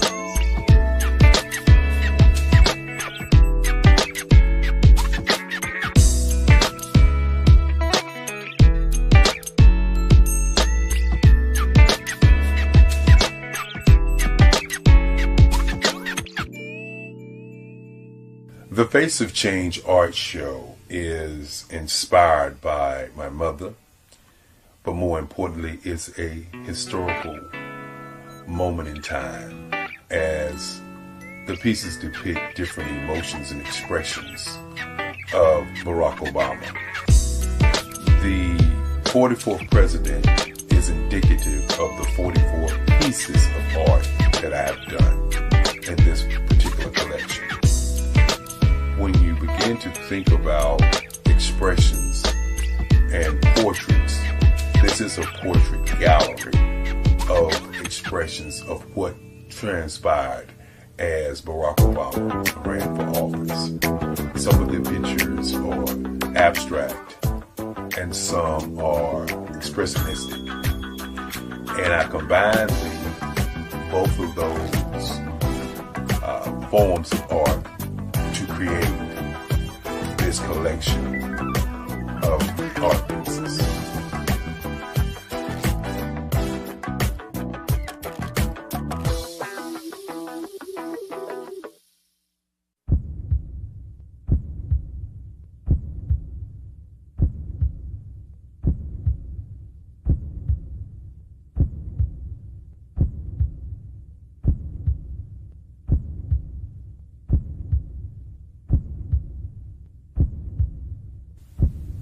Overcomer, brilliant, ambitious, motivated, awesome, Obama.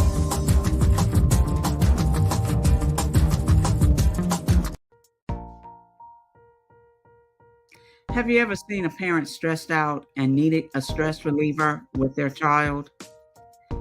One morning, I was coming out of a store and saw a mother and her 3 or 4 year old son. She was highly upset, actually beginning to yell at him. However, the more upset she became, it seemed the calmer the child became. He sat down on the sidewalk, crisscross applesauce, folded his arms, and looked up at her with a smile.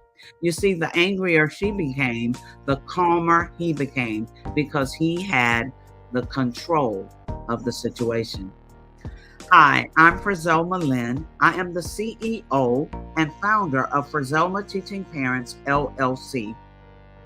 I'm a retired teacher, school district administrator, an author, speaker, and I am the parenting 911 coach. My mission is to rescue families by equipping parents with proven, effective, and practical strategies to enhance their parenting skills. Many times we as a society expect parents to teach, train, and raise their children without providing the necessary tools they need to accomplish this. However, parenting issues cannot be resolved without intervention. Therefore, Frizelma Teaching Parents has provided coaching programs, digital courses, and live webinar trainings to provide step-by-step research-based parenting strategies, even for parents whose children are disrespectful, defiant, for those who have been diagnosed with ADD and ADHD, and even for parents of adult children. No longer will you have the need to feel like you are a failure as a parent. You'll now have the tools needed for each situation. Trust me on this one. Go to www.parenting911.org. Book a 15-minute strategy session with me or choose one of the coaching programs. Our training helps parents relieve stress.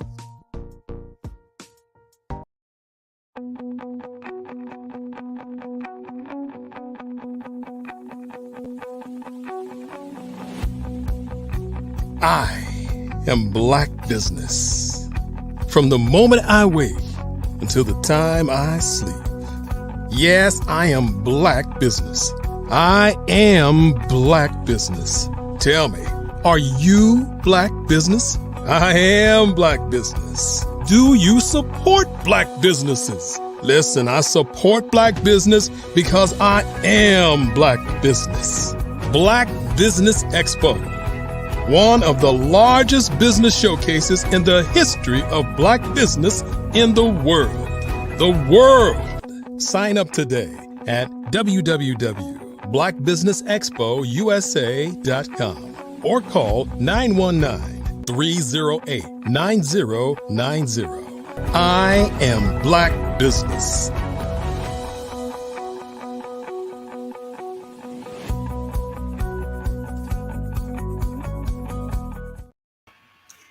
Good morning, business owners, entrepreneurs, thought leaders, and corporations. Welcome to the Black Business Network. My name is Renata Brown. I am your business moderator for this morning on the Black Business Network. The Black Business Network is a 24-hour business network showcasing Black businesses, business owners, entrepreneurs, and thought leaders worldwide. We have speakers from North Carolina, London, Singapore, Africa, Japan, and cities all over the United States. The Black Business Network is a global community sharing its business knowledge to empower, inspire, and educate businesses about business. Our keynote speaker for our next hour is Doc Amy, an African-American author and motivational speaker. Edward Amy, known publicly as Doc Amy, was born February 9th, 1980 in Galveston, Texas.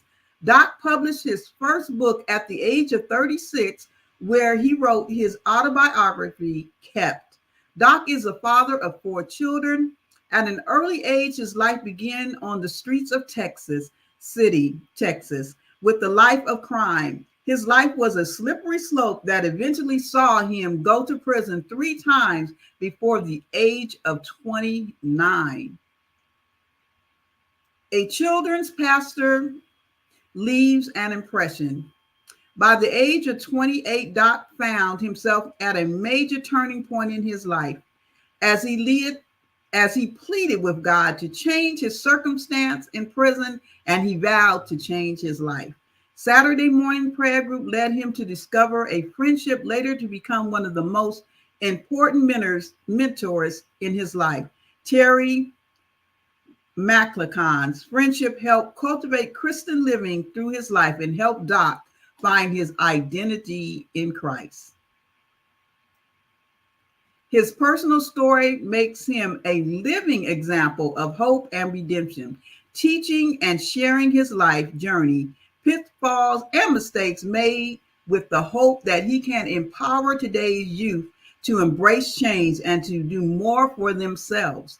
He is currently a motivational speaker for civic groups, at-risk students, Rotary clubs, youth groups, high school, and most recently, Man Up Youth Conference at the College of the Mainland. We're so happy to have Doc join us this morning. Hey, how y'all doing today? We are great. How are you? Oh man, I'm blessed all as well. I can't complain one bit. I just thank God for you guys having me, and I appreciate it very much. Well, thank you for being here. And remember, genius is common, and I'll see you on the other side. Yeah, absolutely. So yeah, I just want to talk a little bit about my book and how I got to where I'm at. Actually, me starting out as wanting to be an author was nowhere in the plans, because me growing up, going to school, stuff like that, I didn't even like school. So me growing up to be an author actually wasn't even in the plans.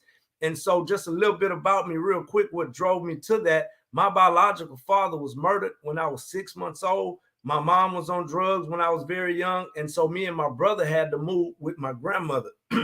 And by the age of 11, I became a product of my environment.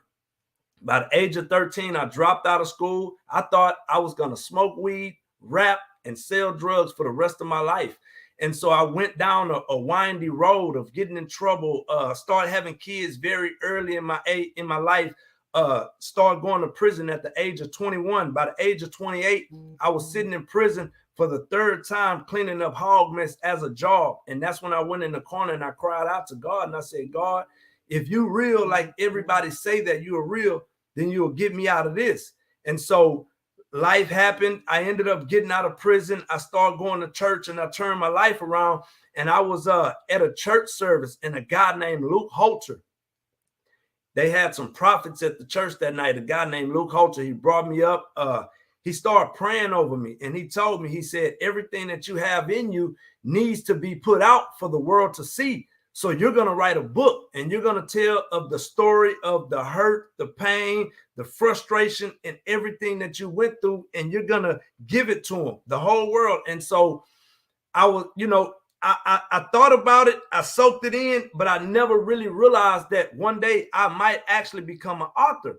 And so a few months down the road, I ended up getting laid off from a job. And I can just remember sitting at home just wondering, like, man, what's my next step? What should I do? And I can just remember this guy telling me that I was going to write a book of my story. And so I remember just getting one of those yellow notepads, and I just started jotting down everything. I mean, everything that I could think of, I just started jotting it down. I mean, and so this is a word for anybody out there, right? You getting ready to start writing a book. Listen, just start. That's all you got to, man. I didn't have no grammar. I mean, I had one long, complete sentence from the beginning to the end. It was no grammar. It wasn't no question marks, wasn't no capital letters, none of that, right? And I just put everything on paper. And then my pastor's mom, she took it and she actually went through it and put grammar in it for me, right? And then we had a school teacher that went to our church. She took it and she actually made it a story where it made sense. And so after I wrote my book, I started the ministry, Lost and Found Ministries. And I deemed myself to start reaching back to our youth, because if you think about it right now, our youth, it's a pandemic for them right now, right? And there's not a lot of people that are able to actually speak to them where you can get a message in their ear down to their hearts. And so that's what I based it, because a lot of the stuff that I went through is when I was young. And so now I have a males mentorship group that I do in one of the middle schools here in Texas City. I travel back to the detention centers and go speak in the detention centers, and I go back to the prison. But my main focus now with my business, with Doc Amy Speaks and Closing a Dream, is to reach back to the youth and to help them understand that it doesn't matter where you come from. It doesn't matter what you've been through. It doesn't matter the last name, the color of your skin. None of that matters. The only thing matters is, what do you believe, right? And as people, we have to know that the Creator has placed something inside of each one of us. We all have a story to tell. And when we realize that we can turn our pain into purpose and turn our purpose into profits, then you realize that everything that you've ever went through in your whole life to this very moment, God is going to use all of that, because everybody is a blank canvas when we're all born, and we all have a story to tell. We all have a book to write. So I'm actually writing another book as we speak right now, called Close and a Dream, right? And Closing a Dream is a story of me. I was married, and I was married for a few years. We had a beautiful house out in Lago Mar subdivision, and the marriage didn't work. And we had like $112,000 in equity in our home, and I didn't fight for it. I woke up one morning and I was in the shower, and I heard the Lord say, "Closing a Dream." And I said, "What is that?" He said, "You're going to take the clothes that you have, and you're going to take the dream in your heart, that one day you will be one of the top motivational speakers, and you will be able to tell the world where you came from, what you've been through, and how you didn't quit, and how you continually go and you grind, and you put in the work that needs to be put in. You put in the plans and the SOPs and the LOPs, so you can have principles and you can have all of these different things that you need. But you got to remember that at the end of the day, that you can do anything that you believe that you can do." And so me, coming from where I come from and being an author that will one day be one of the have a New York Times best-selling book, I truly believe that people need to know my story and to see my story and to understand that, like right now, I still don't even like to write, right? I just thank God for ChatGPT and all of these other apps that I can speak into now, and it writes exactly what I need to write. But I know there's somebody somewhere that has a story that they're sitting on, and they believe that it won't help nobody, that they won't do. Listen, right? They told us that, and this is something that was told to me whenever I was in prison. They said, if you want to keep something from a black man, you put it in a book, because they believe that we don't read, right? And so you got to understand that your brain and learning how to read and the different things that we need to do to better ourselves as people together, right? We need these different literacy tools, right? We need the different things that we need to be able to grow and help each other as a community. And so me embracing change in my life and deciding that, you know what, I will put these pains on paper for the world to see. And I didn't hold no punches back. And I did not order none in time, because this interview and this opportunity came to me at such short notice. And I just grabbed it by the horns, because I believe that every opportunity that the Creator is presenting to us as people, we need to take those opportunities and we need to give it everything that we got, because opportunities nowadays, they're kind of hard to come by. So whenever it was presented to me, I absolutely jumped on it. And I thank God for the Black Business Network for seeing something in me and saying, hey, we've read and we heard about you and we see, and we want to expose you to our network of people and to show people all over the world that even a young Black man at 44 years old from Texas City, Texas, whose biological father was murdered when he was 6 months old, mom was on crack when he was 5, had to move with his grandmother and became a product of his environment at 11 years old, now sits in a seat in his own home and is on his way to being one of the top motivational speakers in the world because he didn't quit, right? Because we already have greatness inside of us. If you think about everything that we went through to get to where we at, we have overcome in our DNA. We are built to win, because if we was going to lose, we would have lost back there. But we kept on fighting. We kept on grinding. We kept putting a plan together, and we kept on evolving, and we're getting greater by the second. And us as people, we need to start coming together because we are all we got.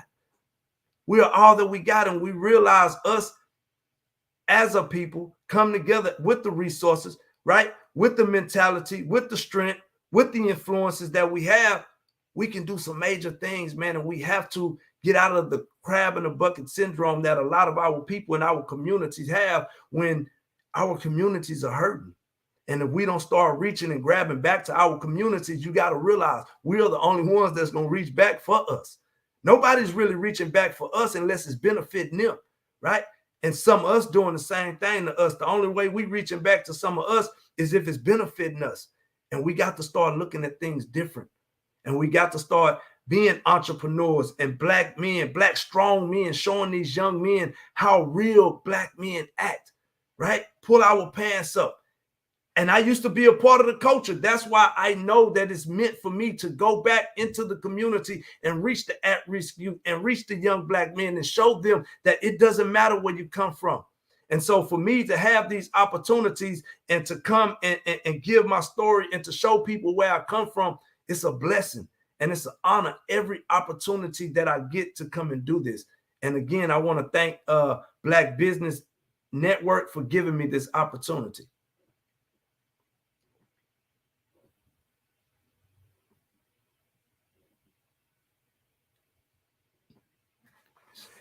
Comments in the chat.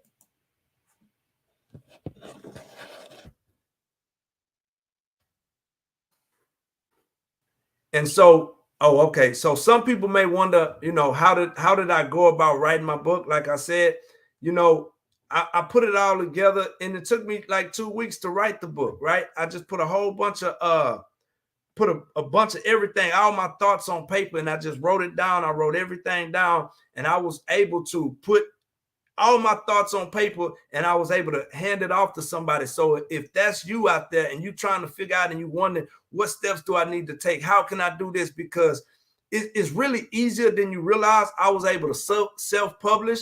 And so I don't have any inventory. I can reach out and I can order as many copies or as many copies that I need to get them wherever they need to go. And I don't have to order a certain amount and hold on to inventory. So there's so many different ways that you as a author and a writer can write these books. And what really truly inspired me to write my book, when I started realizing everything that I went through and I was putting this stuff on paper and I was looking at it and I'm seeing all of this stuff and I'm like, whoa, that really happened. That's real life, right? And so I think when you sit down and you're able to do a self-evaluation and go back over your life and see all the things that you went through and you're able to put them on paper, it'll start helping you, give you some direction for your life and the ways that you need to go and the things that you need to do. And so the book that I'm writing now, Closing a Dream, it's a very, very it's still being wrote. It's still being wrote as we speak, because it's a book about me deciding to make a pivot in my life and all the steps that I took from going from nothing again, because nothing from nothing leaves nothing, and I've already been from nothing. And so when I had to make that departure, this book will be about what I went through, the steps that I took, the connections that I made, and the things that I was able to do in my life to actually show the whole world that it doesn't matter where you come from, man. And so again, I thank God for these opportunities that I continually get to be able to come and show the things that God is doing in my life, right? And one thing that I've learned as a man and as a Black man, that if you want to go far, you can't go by yourself. And as a man, we have to start really opening up. We got to start venting. We got to start talking to each other. We got to start working with each other. And we have to start doing things that are going to benefit other people, even when it don't benefit us. And coming together and putting our ideas together and walking together and strengthening each other. Because at the end of the day, as men, we are called to lead, protect, and provide, right? And a lot of times us as men, we're not doing that. We're letting the women step up and do that, right? And so I thank God for every opportunity that I get, because I get to take the excuses off of a lot of people of why they can't do a certain thing and what happened if they try to do this. And I get to take the excuses off of a lot of people to show them that it doesn't matter where you come from, right? And so with these different networks that are out there in the world, the Black Business Network and all of these other different networks that are giving us opportunities to display our skills, our talents, and everything that we have to sow into these kind of networks, right? We have to show the support that they need so they can continue thriving, right? Because they're giving other people opportunities to show people, because guess what? A whole network of people would have never knew about Edward Amy if Black Business Network wouldn't have put the opportunity out to say, hey, we've heard that you're a speaker. We heard that you're a pretty good speaker. We want to give you an opportunity to come on our network, right? And speak to our community. Tell them who you are. Tell them where you've been. Tell them what you do. Tell them about your business, right? And so when we have business like this, we have to support these businesses, man. We got to do, like, it's amazing that as people coming from where we come from and everything that we've been through, right? We can still stand strong and continually do the things we need to do to evolve and be greater as a people. Oh, thank you. I love your passion. Your passion jumps right through the screen. You got that. I am hyped. I want to get my story out. Definitely. Thank you for sharing. And so you were, you went through the whole being in prison and coming out and writing your story. What are some of the tips you would give other men that are going through the same process? What has it meant for you internally to tell your story? It meant a whole lot to me, because I see a lot of people that come from where I come from, and they let certain roadblocks stop them from moving forward. And my advice to them is pick a direction and go, right? Because nothing is going to come easy, and every day of your life is a journey. And so once you pick a direction and you go, if you just keep going and don't stop, then you will never lose and quit. A lot of times we hit road, especially coming from where I come from, where you're trying to get a job because you don't really have a lot, and they telling you that we can't hire you because you got a felony, and the only other thing you can do is go back to where you come from, where all of this is going on, and then you have to make a decision when you're there. Do I keep trying, or do I just go back to what I know and keep doing that? And it's easy to just go back and keep doing that. But what are the consequences if you get jammed up again doing that? Then you back down to prison and having to do it all over again. So my biggest advice is, man, just pick the right direction and keep going. Don't quit. Now, what has been the response in the community? Because people might know you from that other life. Like, I'm from Long Beach. I know all about that life. What has been some of the reaction to them for you writing the book? What has been some of the response? I know you're new in the process, but what has been that response? And answering that question, also a follow-up question, what has been the response from your children as well? Oh, that's a very, very good one, right? So So the response for me writing the book, like I say, I published it in 2016. I got some great feedback. A lot of people, they got to see like the real deal Holyfield. I didn't hold no punches back. I put it all in there, me shooting my brother, everything. I put the raw and the real in there. And I got a lot of great feedback because people see me and they know where I come from, and it really blesses them because they know. And I tell them God is no respecter of a person. If he can do it for me, he can do it for you. You just got to believe it. And so honestly, with my kids, especially my older ones, it's a little different, right? Because I wasn't really there for them. I started having kids at 17 years old, right? And I didn't really start getting my life together and to start doing the right thing until I was 29 years old, sitting in prison, right? And so then when I get out, I'm trying to fix things, trying to get things right, but still not mending that relationship. And a lot of it is on me. I should have been going because they are the kids, right? But I'm still not really going back and mending it the way that I should be. So it's still some hurt and still some frustration and some anger there. And only time can heal those wounds. I've been reaching. I do the best that I can, but I'm at a point in my life, right?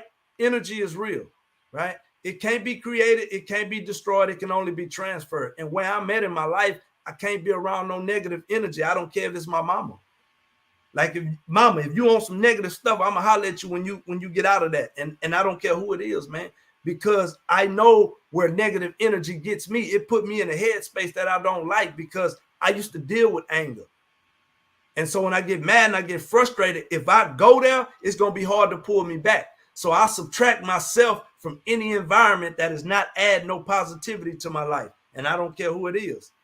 So with your writing process, so you had the book that came out in 2016, and you had the new book. I love the title. I love that. Closing a Dream. Because sometimes we just got to get up and move and keep on moving. So from the last process to this process, I know you talked about it a little bit, but what have been some of the changes in your writing process? Because at first you were just writing from look, I have a story to tell. It may not sound good. It may not be grammatically correct, but I'm going to get my story out. And so what are some of the changes now, these years later, that in your writing process from when you first started? So now I already got somebody from the ground floor before I even start writing. I got somebody already that I could just shoot it to, and they putting it down for me. I already formulating it. Like I say, this book is still being wrote as we speak, right? Because I left in October 2022. Divorce was final in April 2023, and so this book is actually still being wrote as we speak. Okay.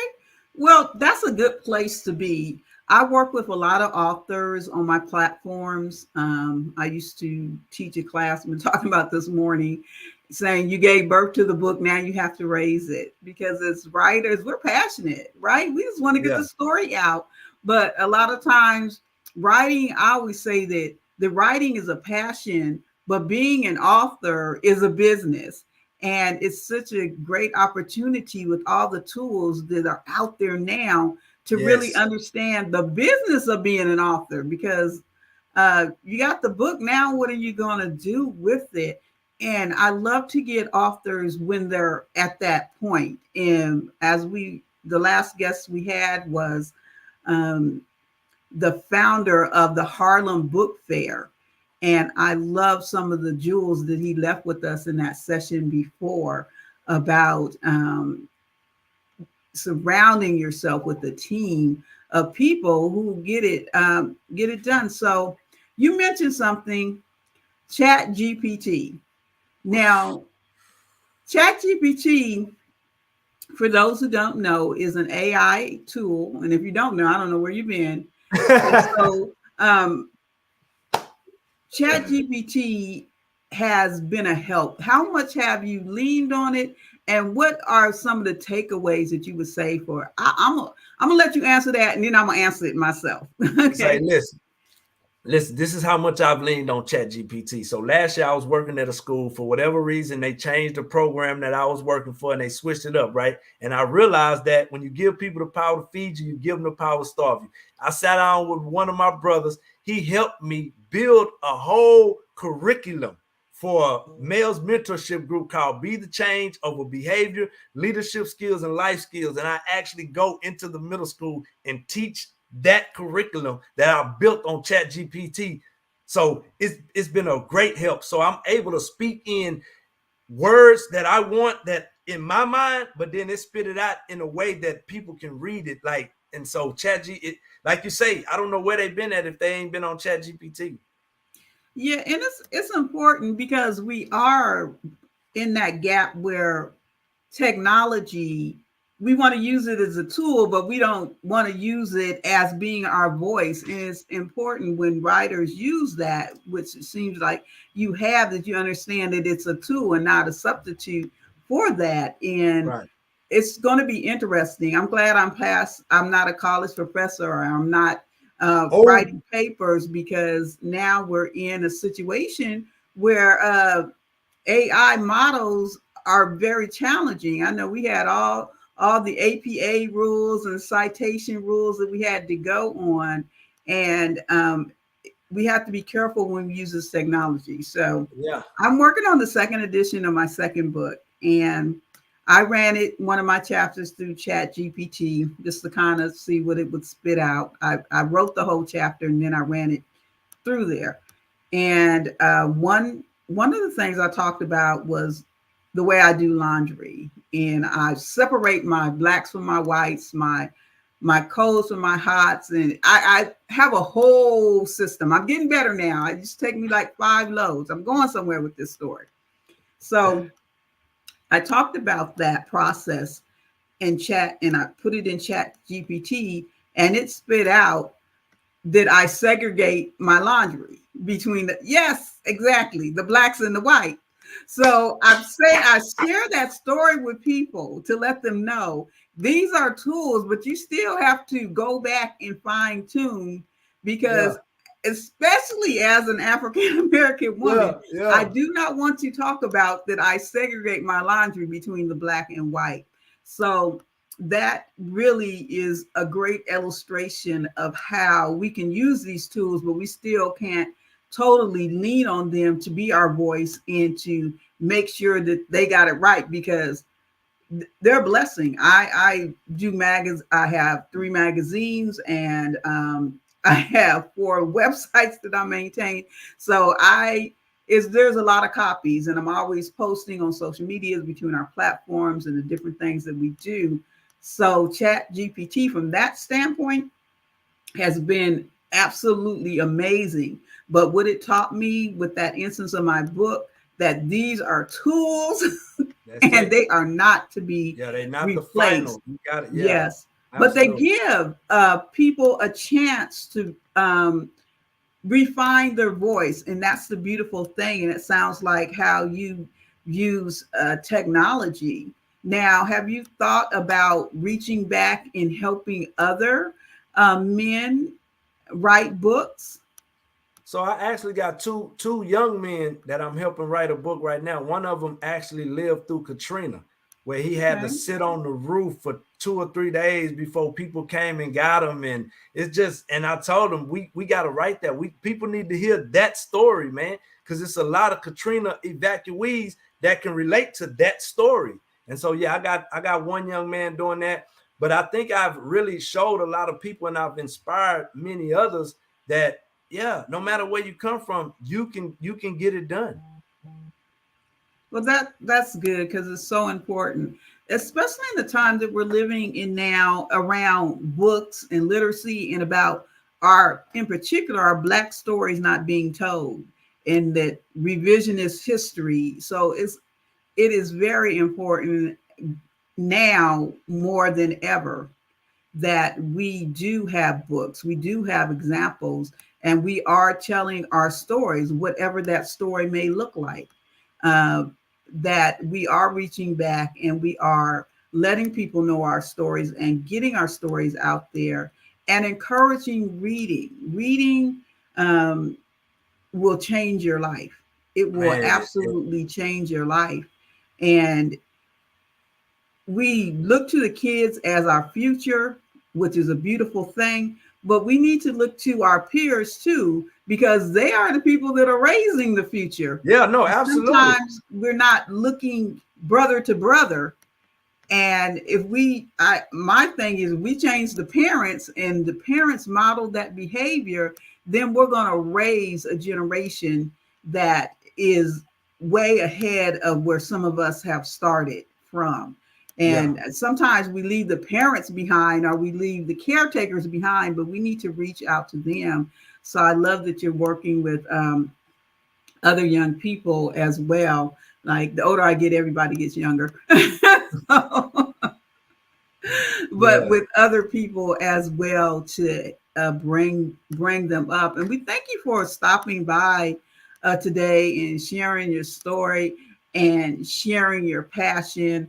And I believe you're going to, you're lighting stages on fire already, and just continue in your journey with the books, and just buckle down and learn the business of being an author as well, and surround yourself with that team, and make sure that you do the things in marketing that will get your voice out, because it's from that passion to understanding the business of being an author, and understanding so that the books that you develop will have a legacy, and that it won't be like they did in the old days in the music, where you're putting out all this content, but you're not understanding that, owning that concept. So continue to surround yourself with good people that will stir up. And I'm going to be looking for you. I'm going to remember that. It might not be Edward, but I'm going to be looking for Doc Amy. Okay. Oh, hey, listen, you ain't going to have to look long. I promise you that.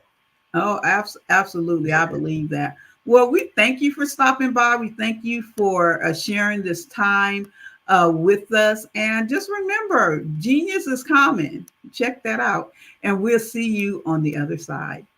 Thank you. You're welcome.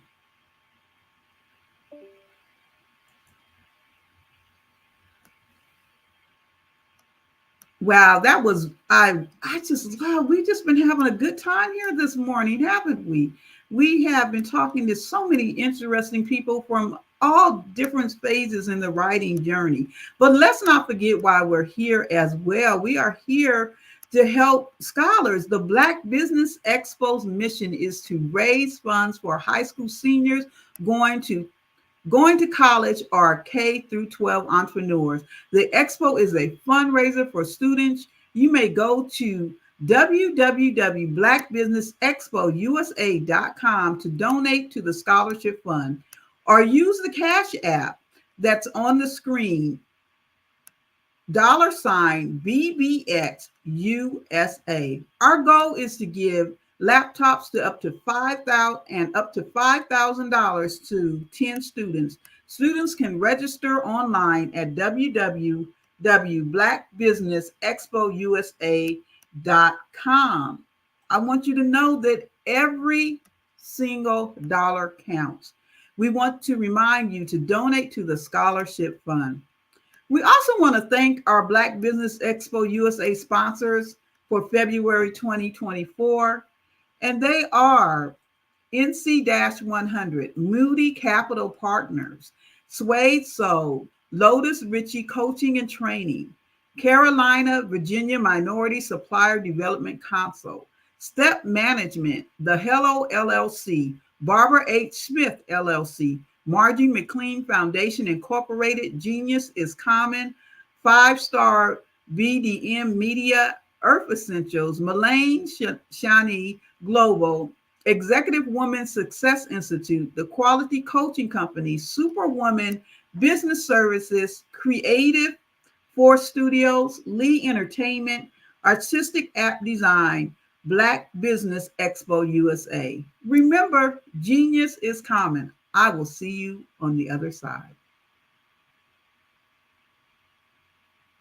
Over the past few years, we've seen the growth of existing and new initiatives focused on financial inclusion, building global networks, and reducing the wealth gap in response to the idea there's not enough seats at the table.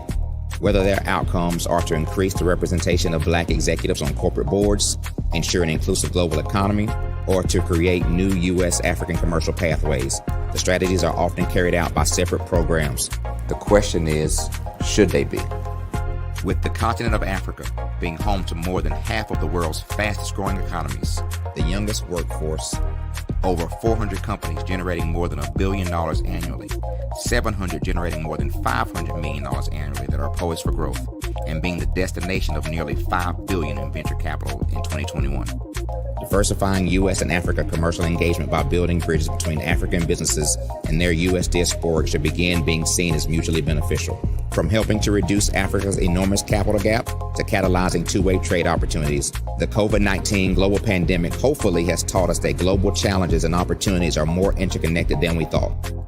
During the pandemic, African companies like Unicorn Flutterwave, insurance provider Reliance Health, ride-hailing app Yasir, and 54Gene, the continent's first bank of DNA on people of African descent, proved that when African companies have access to networks, capital, and information, they grow big, grow fast, and create solutions that are valuable to the world.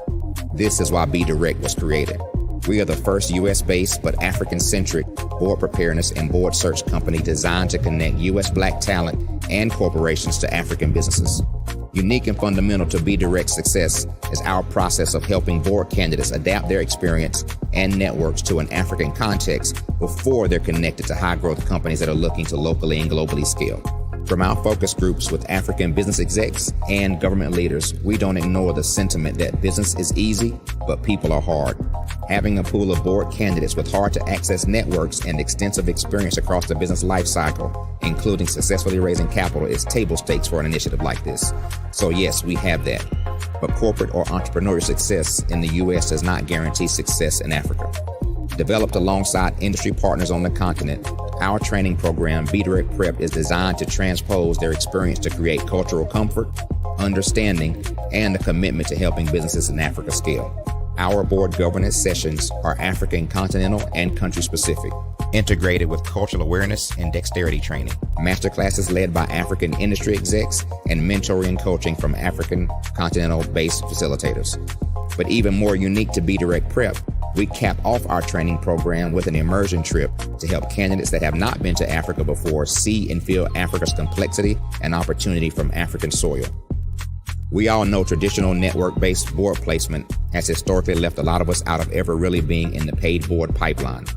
Our strategy supports the work of many great organizations that are successfully filling seats at U.S. board tables by creating more tables for those that are still left on the sideline. It's time to start seeing the role and value of U.S. Black talent and businesses on the continent of Africa differently. Old perceptions and habits limit economic inclusion. Let's transition Black talent and the African businesses they will support from the periphery of the global economy to its core. Living in a global lockdown, we all know now how fast local and global economies can change, and see the value of having businesses that hire, strengthen local value chains, and even grow globally. Status quo in any form holds back progress. We must democratize U.S.-Africa commercial engagement by socially and economically connecting cultures that have long been disconnected.